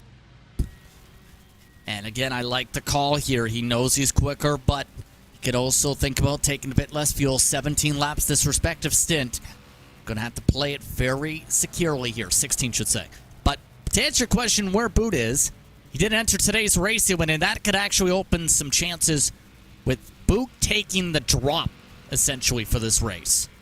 Yes, I realised earlier, by the way, I think I got himself and Adam Locke mixed up. I think I said Adam Locke won last race, and he didn't. It was Josh Boot doing obviously great things in GT4 AM.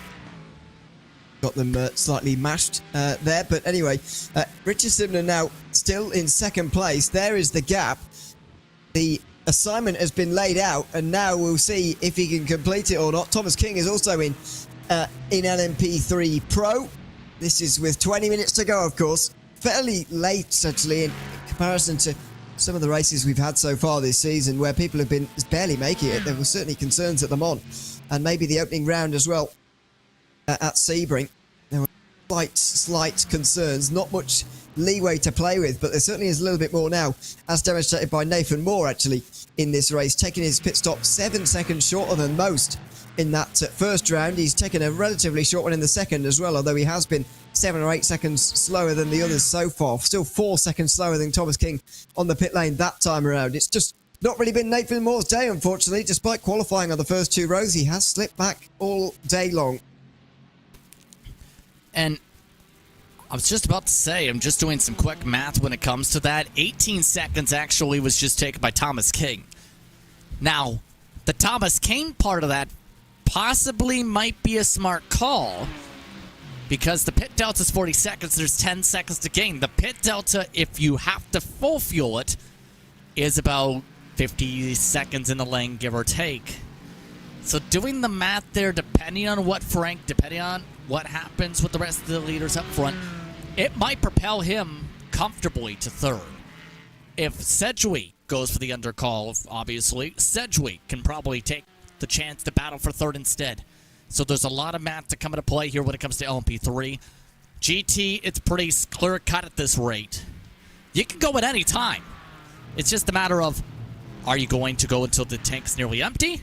Are you going to go until you get to a comfortable number that you feel most comfortable at, with the balance of, since the faster the car goes, or rather the lighter the car, the faster usually the car goes.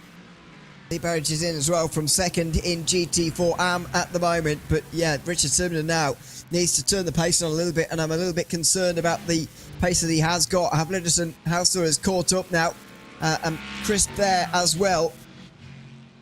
All very close. On the way in towards Escari they go. 5 seconds now off of Eric Grove. Surely that's done. Surely they can forget about that now. It's about this fight for second. It's about preventing a Pure Sims Esports 1-2, which they'd all relatively like to stop from happening, to be honest. Even if they've got nothing against the team personally, they'd rather be on the podium themselves, of course. Now into the Parabolica for another time. How much longer can these guys now go?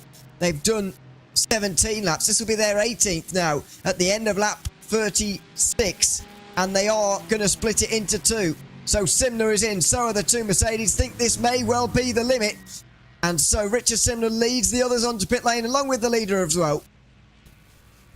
And not the surprise, or not a surprise, I think it's the better term I was trying to say there. But look at the difference already. Jacks up for Eric Grove. No jacks being taken here with the tires from the Porsche. That little difference, is that going to be a question mark here? There's the side-by-side. Andy Shield looking to take the second place away, and it's a lot closer for the lead. Simner has had a good stop there. Have Flitterson and Crisp are side by side as well. Where's Andy Shield? Is he even going to be near his teammate here? Could we have this race on at the moment? Out of the pit lane comes the leader, Eric Grove. Where's Shield? Is he going to get ahead of Simner or not? I don't think he is. Simner will have the inside in towards turn 1, but Shield has the speed, of course, and will go round the outside. The McLaren does take second place, and Richard Simner will have to take that back off him again, of course, over the coming 15 minutes or so. But Eric Grove has seen his lead slashed. We've seen Andy Shield take second, but we've also seen that this battle is not quite complete yet. Yeah, that was impressive once again, but that's all with the running start, essentially, from the undercut for Shield that he was hoping for the braking zone. If it was even 1 second quicker in the box for the Porsche, we're talking about a completely different type of race right now. But Eric Grove, I think, wasn't afraid to sacrifice a bit of that time there with him to take rear tires, it looks like, at least, because he had buffer time. Why not? Why not take an extra couple seconds, get comfortable, and be able to have a car that not only still is quick, but could be a bit more difficult to catch because of that little difference in grip? Well, this is going to be a fight to the end now. The leaders overall, by the way, into the pit lane. That's going to be a lot less of a close run thing on the exit of pit lane, I can assure you of that. But what a moment there for everybody. Where's Chris Smith and Guy Edwards going to be, by the way, out of this one? Are they going to trouble the top 5 here? You would say probably not. But Chris Smith has got a decent advantage over the rest. A decent amount of fuel saving from the BMWs today. Has kept their pit stop pretty short at the end of this race. And the longer they go, the shorter the stop has got, clearly. Seen some gaps close over these pit stop phases as a result of all that. Times for you, by the way, just to give you a bit more colour as to how it all happened. Eric Grove's stop was... well, I'll get them up for you, excuse me. The timing screen is just frozen on me for the moment. Eric Grove did a 22-second stop. It was only 19 for Shield, Simner, Crisp and Havliderson. That was the gap. I wonder whether we saw Eric Grove there just dial a few more seconds of fuel into that just to make absolutely sure he could make it to the end, or whether that was a genuine mistake from him, because he may well be regretting it, really. He's allowed everyone else back into this. Again, I'm not as concerned with what I've seen there in terms of the pit cycle there, because the others, if they push too hard, might be at a risk of having their cars run out of gas here. Now, in regards to what you're saying with Fittison and Crisp, they absolutely need to capitalize on the pit stop. Not just the entry, but in terms of the overall stop. At best, they plateaued, if not lost ground, because they took that extra bit of fuel compared to everybody else who took the more aggressive 19 seconds. So they're in a tougher spot, in my honest opinion, to close out this run. By the way, the LMP3s just closed out their window, and most of the top drivers went for the quick 14 seconds except for one. Daniel Sedgwick went for 11 seconds, Ewan. That's enough to keep him in front of Thomas King by about 4 seconds right now. Let's just update you on all of the gaps at the very front as well. I feel like we've neglected LMP3 a little bit in this race, haven't we, really? But there's been so much going on in GT4 that it's been great entertainment so far. Jürgen Frank still leads by nearly 6 seconds. Then Daniel Sesley is another quarter of a minute back. Thomas King, as you say, is 4 seconds behind Sesley and off the podium at the moment. Nathan Moore is just ahead of Piers Pryor, who's still flying, by the way, and Nathan Moore is still struggling, unfortunately. There is that battle for 5th place, and they've got another half minute nearly over Ben Gregory, who has more than 10 seconds in the lead of LMP3. This is not a battle I expected to see, to be honest, Justin, but Piers Pryor has been flying, and Nathan Moore certainly has not today. I don't know what's been going on race pace-wise, but there was nothing wrong with him in qualifying. Now, seemingly, something is missing in the race. And again, I mentioned this before, it looks like the same, at least front configuration per se, but it almost feels like, I don't know if it's just comfortability with the racetrack or if he had something in terms of potential contact earlier that knocked something loose that broke him off his rhythm. It's just not there at the end of the race like I think he was expecting here. In fact, now he's stuck in a battle with Piers Pryor to get the 4th position. So I think it's even just that little bit that seems to be missing that the Sim RC cars did have. And not only that, it almost looks like he's trying to fuel save a little bit. So he might be in a tough spot despite taking a 22-second pit stop. but he also went for the 5-lap undercut, should say. That might put him in a bit more nervous moment compared to some of the others who look to be more comfortable with the quicker stop. Put it all in perspective, by the way, these guys are 40 seconds off the race lead at the moment, but that won't matter to them at this stage. Fighting with each other for this position. Piers Prime makes his way through, and now there'll be traffic upon them, including LMP3 traffic. He'll just dive down the inside of, and he really will put Nathan Moore in the rearview mirror now. That has been dealt with. So LMP3 battles are all but over at this stage now. Who else is fighting? Ben Gregory has got Stuart Bickley behind, and that is, of course, a battle for points, but they're not in the same class. So that is a little bit different. The only ones really are in GT4, and it's that battle for second again. Andy Shields still holds that second position, although not for long. He's gone very wide through the parabolica there, and now through goes Richard Simner in the Porsche, and that was one of the easier passes he'll make all day long. Into second, Shield was just pushed well out wide through the final turn there. That absolutely looked like marbles, I think, Ewan. And we haven't talked too much about it compared to in the earlier days of the marbles because it's not as graphically out there. But if you see around the racetrack those little specks, you get into those specks, you go up the circuit likely, it carries you off the racing line. You also had Pryor on the inside, mind you, that factor that need to go up higher compared to his preferred entry point. But it's the second time we've already seen that from one of the Pure Sims cars, where the second they touch the marbles, they just take off in parabolica. He was going to be very, very disappointed with that as well, especially if there are those around him. Here he goes again. Oh, that was close. Defence this time from Simner into Lesmo 1. And once again, the gap is restored for Eric Grove. Surely he's going to go on to win here, the championship leader in GT4 Pro. But what about for second? You get the feeling that neither of these two want to give this up. It's been a little bit hostile on occasion between the two of them as well. And right now, this is going to be a very, very exciting battle to the finish, with Simner leading the way at the moment. But for how much longer is this going to last? Here's what I'm talking about, what set this battle back up initially. There's Pryor to the inside. That already keeps him off that preferred groove, but he starts hitting those marbles outside the rubber buildup. That's enough to slide him up. And that car, with how it's set up, doesn't have the grip compared to what the Porsche does when it's in that same situation. So it does not have the ability to stick on the outside of parabolica.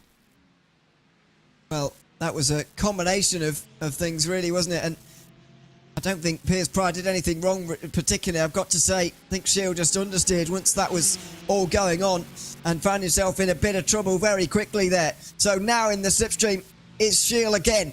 Richard Simner on the defensive all over again as well, trying to hold on to this second place, which would reflect his championship position as well, as he tries to reduce his losses to Eric Grove here this evening. Down in towards turn one they go again. The Porsche on the inside, but the McLaren was later on the brakes on the outside. That was aggressive from Simner again, though. He cuts off the nose of the McLaren and he stays in second. And I think Shield knew that it was a similar pinch off to what he attempted before. This time he gave a little bit of give and take there, because if he didn't give the give, he would have likely taken them both off the racetrack. But in turn, that's going to be frustrating a little bit, because he knows that that was a tricky squeeze, and that might not get the same give or take again.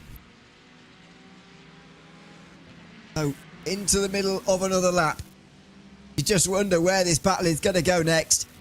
You wonder who else is going to get involved. Michael Hoflindersen's not too far away at this stage either. But what a battle we've seen. We have been royally entertained by these guys for at least 40 minutes now. The whole second half of the race has been pretty much just these guys, because that's where the battle has been. The LMP3 comes past. Shield making it clear to that LMP3 that they're not welcome down his inside. Oh, they have gone down the inside of Hoflindersen though. That might well be the end of the Mercedes challenge for second place, because he's made contact with the prototype there. He may even have damage, but he's certainly lost time, even if he hasn't got any. And for Hoflindersen, it's not the first time that's run already. Keep in mind, if you look back to Matthew Crisp, his teammate, who's now trying to push behind him there, he actually ran through Crisp in the early going of the strat. That's why Crisp lost so much time. There's a back bumper dent on the 18. So they both need things to boil up between these two to have a shot at second step of the podium or third step here. Here we go again. Oh, does Shield squeeze it down the inside? He knows there would not be enough space there.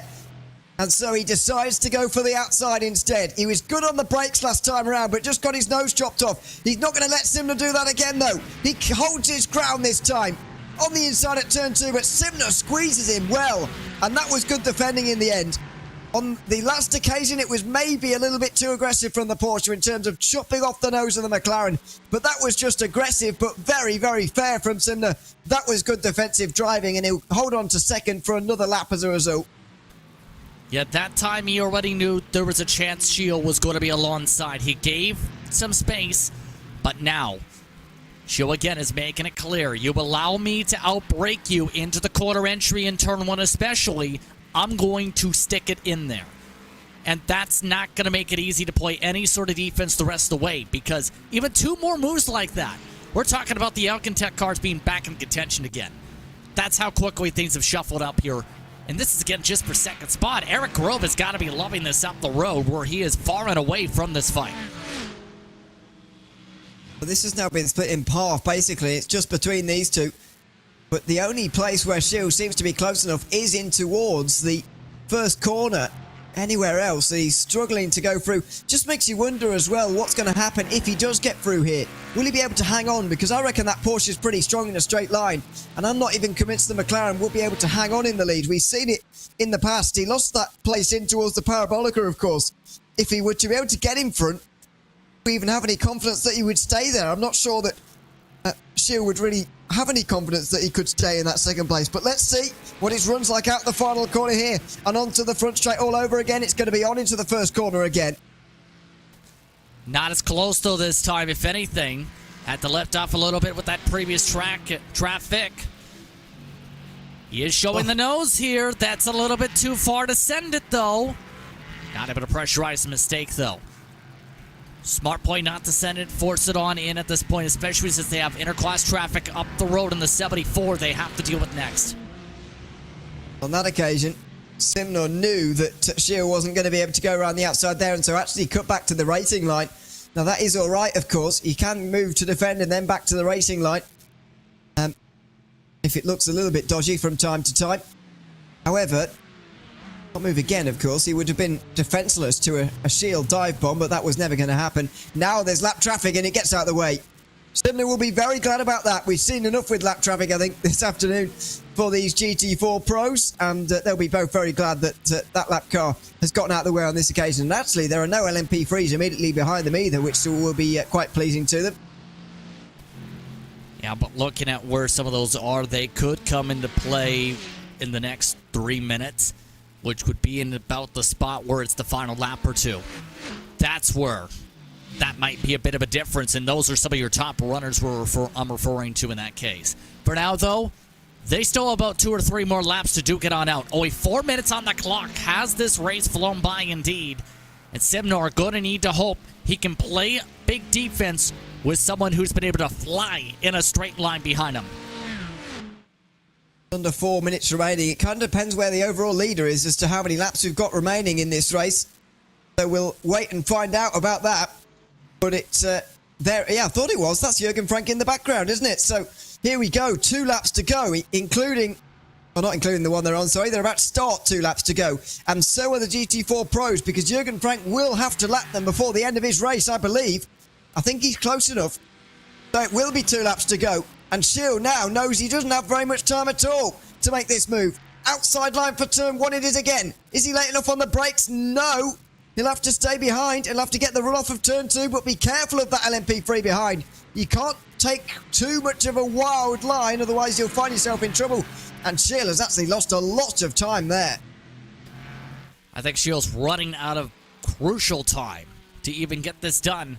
With how he's played things out in this race, he might have 1 or 2 shots. He might need to be able to get alongside somewhere where we haven't seen him move, where he might be able to keep Simner on the back foot here. Here come the leaders, though, on schedule. About 1.5 minutes, 2 minutes. Jürgen Frank is on the back of them already. No need to take risks for him, of course, but he will slot in between them. slight surprise. He'll be able to see what's at stake here.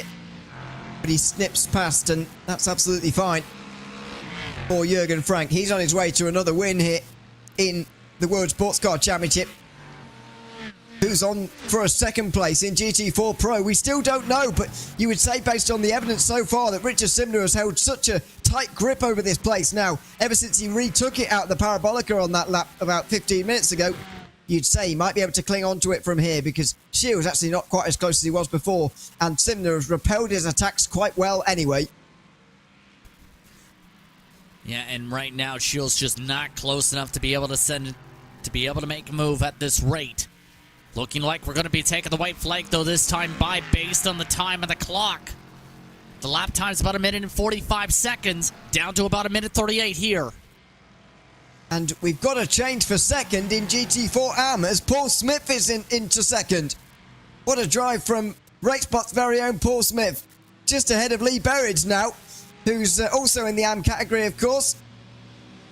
And there it is, the Mercedes now in front of the BMW. What a drive from Paul Smith, and we'll catch up with them on the last lap as well, because it looks like they're going to fight to the very end for second place as well. All the leaders seem to be safe and secure in their positions. Those further behind, maybe less so, but there's Jürgen Frank. We've not seen much of him today, and that is a good thing for him. That means he's on his way to another quiet race win. He's been a rocket ship throughout this entire series so far, and when looking at things, it's very tricky to be able to win 3 straight. Frank's basically on that same pathway. Same can be said for Ben Gregory. Both of them rockets when it comes to what they've been able to figure out for their classes. That battle in the bottom corner, though, Simnor looks to be pretty comfortable here. Just can't go off the racetrack. Keep it on the road. Keep it on the road, and he has done for the moment. Same applies for Jürgen Frank, really. Just got to lap one more car, or maybe they won't even be lapped, actually, in the LMP3 classes. We've got Ben Gregory falling down. I think he's just having 1 or 2 internet hiccups. Let's hope he can get to the line, because that's a worry. He won't want that dropping out here in the latter portion, but Jürgen Frank is on his way out of the final corner, and for Sim RC, it's been total domination of this race. Jürgen Frank wins again in the World Sports Car Championship, this time at round 4 in Monza. What a drive from the Sim RC driver to extend his championship lead further over newly second place driver Nicholas Hyder, who will move up in the standings to where he finished in this race. Eric Grove will finish first in GT4 Pro to extend his championship lead, with Richard Simner holding off Andy Shield right at the end as well. A flash of the lights from them as we see Ben Gregory no longer having any internet problems, I think. He is losing time to Craig Froelich, actually, but he is still leading the way. What about the battle for second in GT4 AM? I think Lee Berridge has gotten back through, and he has. It looks like Paul Smith may miss out. Well, it's not over yet, though. Smith is trying to send it. Did he send it too much, though?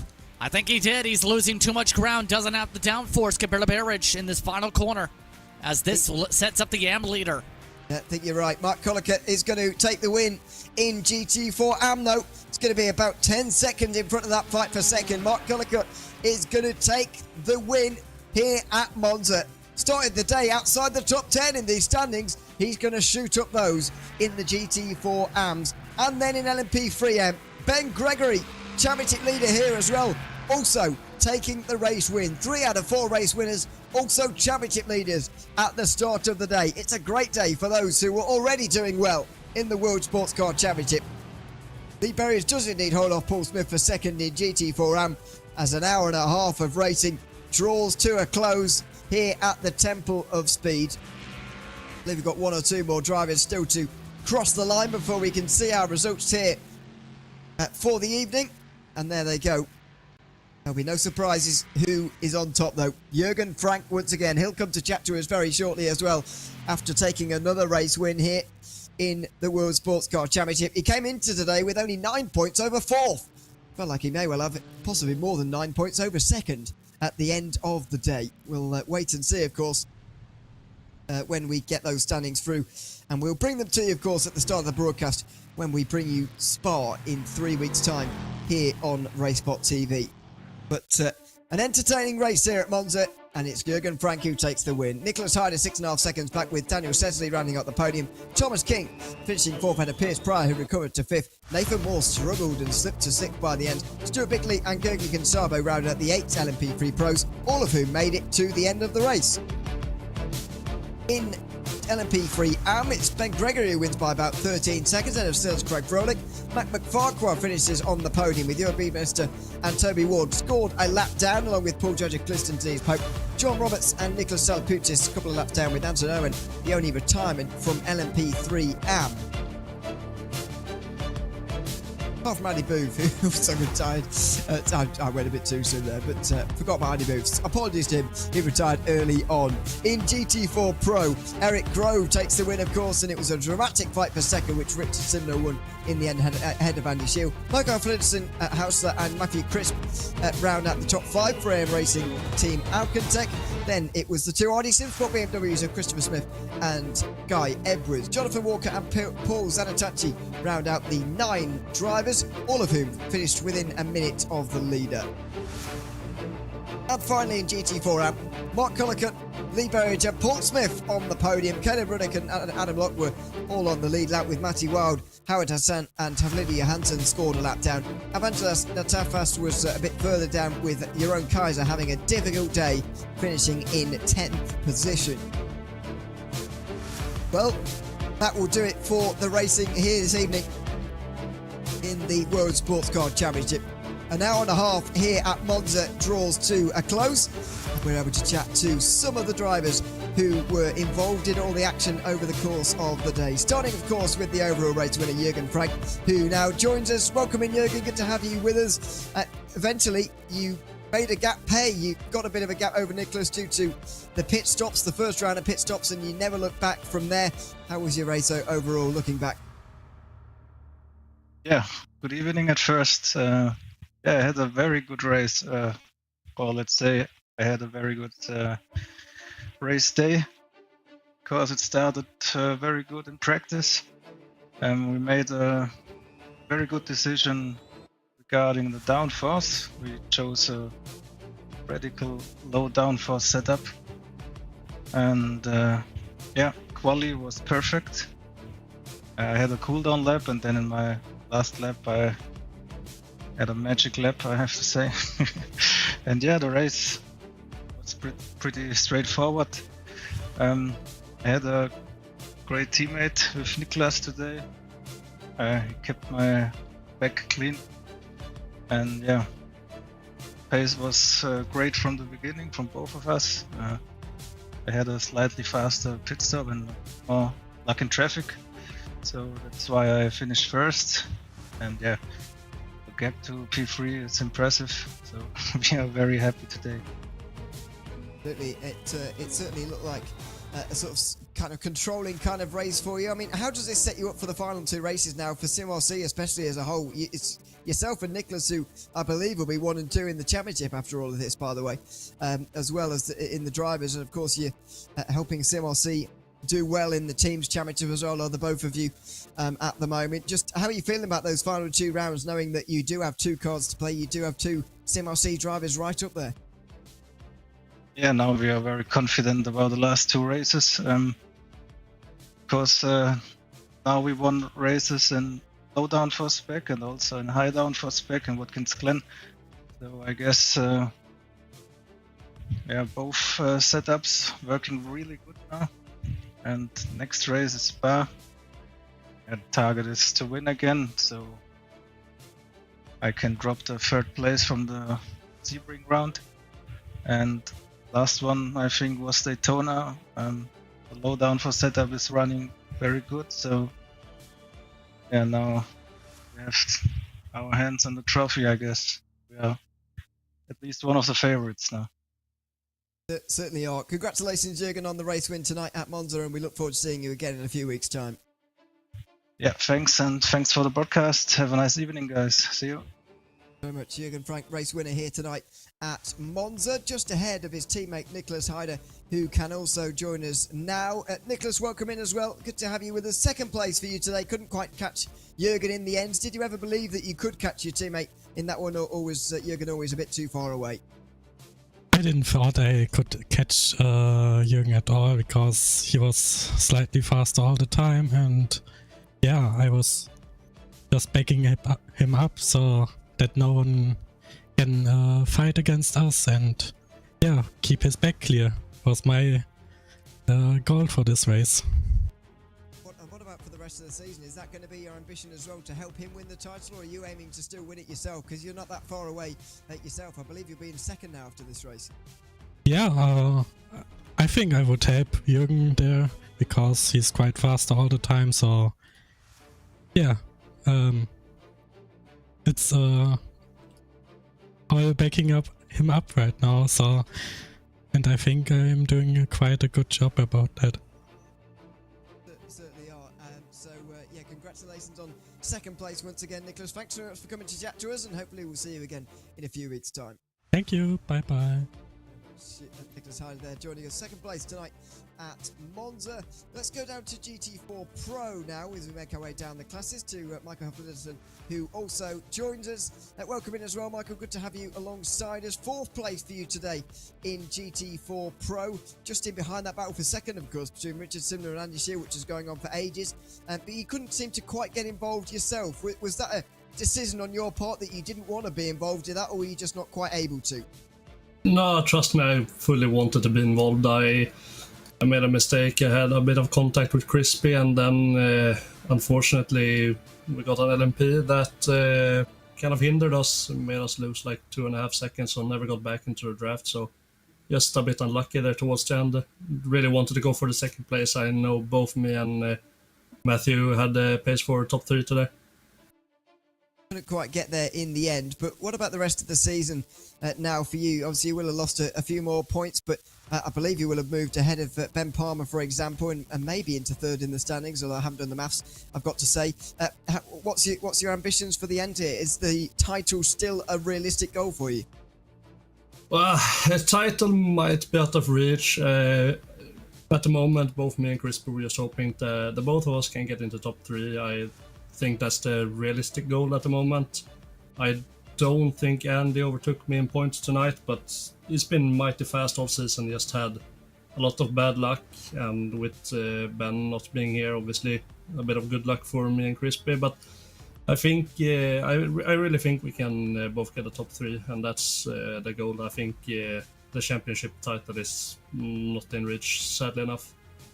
Yes, but still, yeah, I believe it's a good goal for you, and hopefully you'll be able to get there as well. Congratulations on fourth place tonight, Michael. Thanks for joining us again, and we'll see you in a few weeks. Thank you very much. Bye-bye.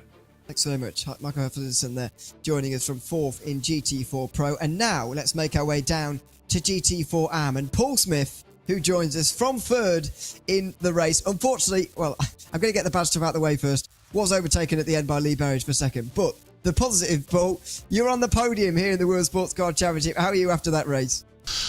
Oh my goodness, that was hard work. That really was. Not the best qualifying at all. Starting from the penultimate row of the grid, got a great launch at the start. Great call from Jeroen and from Jim, my spotter, and then it was a case of got into that position in Am, sitting behind Lee Berridge for most of the race. It was like, right, just fuel save. I was just straight away into fuel save mode, lifting and coasting. I wasn't too bothered about making moves on him. We got the jump on him on the pits in the final pit stop, but just a little mistake with aero wash from one of the prototypes going into the Curva Alboreto. Ran wide, that gave Lee the opportunity then, and then it was just a scrap, and fair play to him. He did a better job of it, but I'm still chuffed. It's my first Am podium of the season, and I couldn't be happier. Yeah, and as you should be as well. How was the Mercedes around there? Because in GT4 Pro, which is a battle we were watching quite a lot, we saw the Mercedes maybe struggling slightly to get involved with some of the battles on the straights because of, what seemed to me is to be a slight lack of straight line speed. What was the Mercedes like for you, particularly on this occasion around Monza? I mean, I was slightly lacking top speed, but that's because I put a little bit of extra wing on it just to give me stability into the braking zones. I just felt that with the lower wing that I was trying, it was just pushing into the corner and I wasn't able to get the car stopped. So I had to run a little bit more wing to counter that, and it just felt stable all the way through the race. Again, great call by Jim on the strategy to give me 4 tyres at the first pit stop, because it just felt so good for the rest of the race then. Whereas those who took 2, I think, were maybe just struggling a little bit with that. But yeah, it was all right. It actually felt okay here, and it felt nice to not get involved in an accident for once in this series. It does feel good, and congratulations on the podium as well. Paul, thanks for coming to chat to us, and hopefully we'll see you on the podium again next time. Yeah, absolutely. Thanks a lot, guys. Thanks very much. Paul Smith, 3rd in GT4 Am here tonight in the World Sports Car Championship at Monza. Well, what a fantastic race that was. Next time out, though, speaking of iconic circuits, we're going to Spa-Francorchamps as well. What a list of tracks we have on the agenda here this season. 3 weeks' time, it will be 14th of November. Make sure you join us at 8 p.m. UK time, because, Justin, that is going to be another barnstorm. We're talking about iconic circuits going from Monza to Spa. We're going to have a great end to this season with Daytona in there as well. Yeah, that's going to be another blitz of speed. And another track, mind you, with a very tricky Sector 2 for traffic. I wouldn't be surprised to see major stack-ups again. It always never ceases to amaze me how many times we see crashes coming out of El Rouge and Radion on the opening lap. In turn, though, expect draft to be big once again. Expect being smart again to come into play. And I wouldn't be surprised to see a similar setup from SimRC with how quick they were that can carry forward from Monza. I'm sure it will carry forward once again. Jürgen Frank, the winner here today for SimRC in the World Sports Car Championship, round 4 at Monza. Make sure you join us again 3 weeks' time when we'll be visiting Spa, of course. Can Jürgen Frank do it again? Come and join us, find out again on RaceSpotTV. For now, though, we will bid our farewells. I've been Ian O'Leary, Justin Pritz has been alongside me, Dave Byrne has been behind the production all night long, and until we see you again at Spa, it's goodbye for now.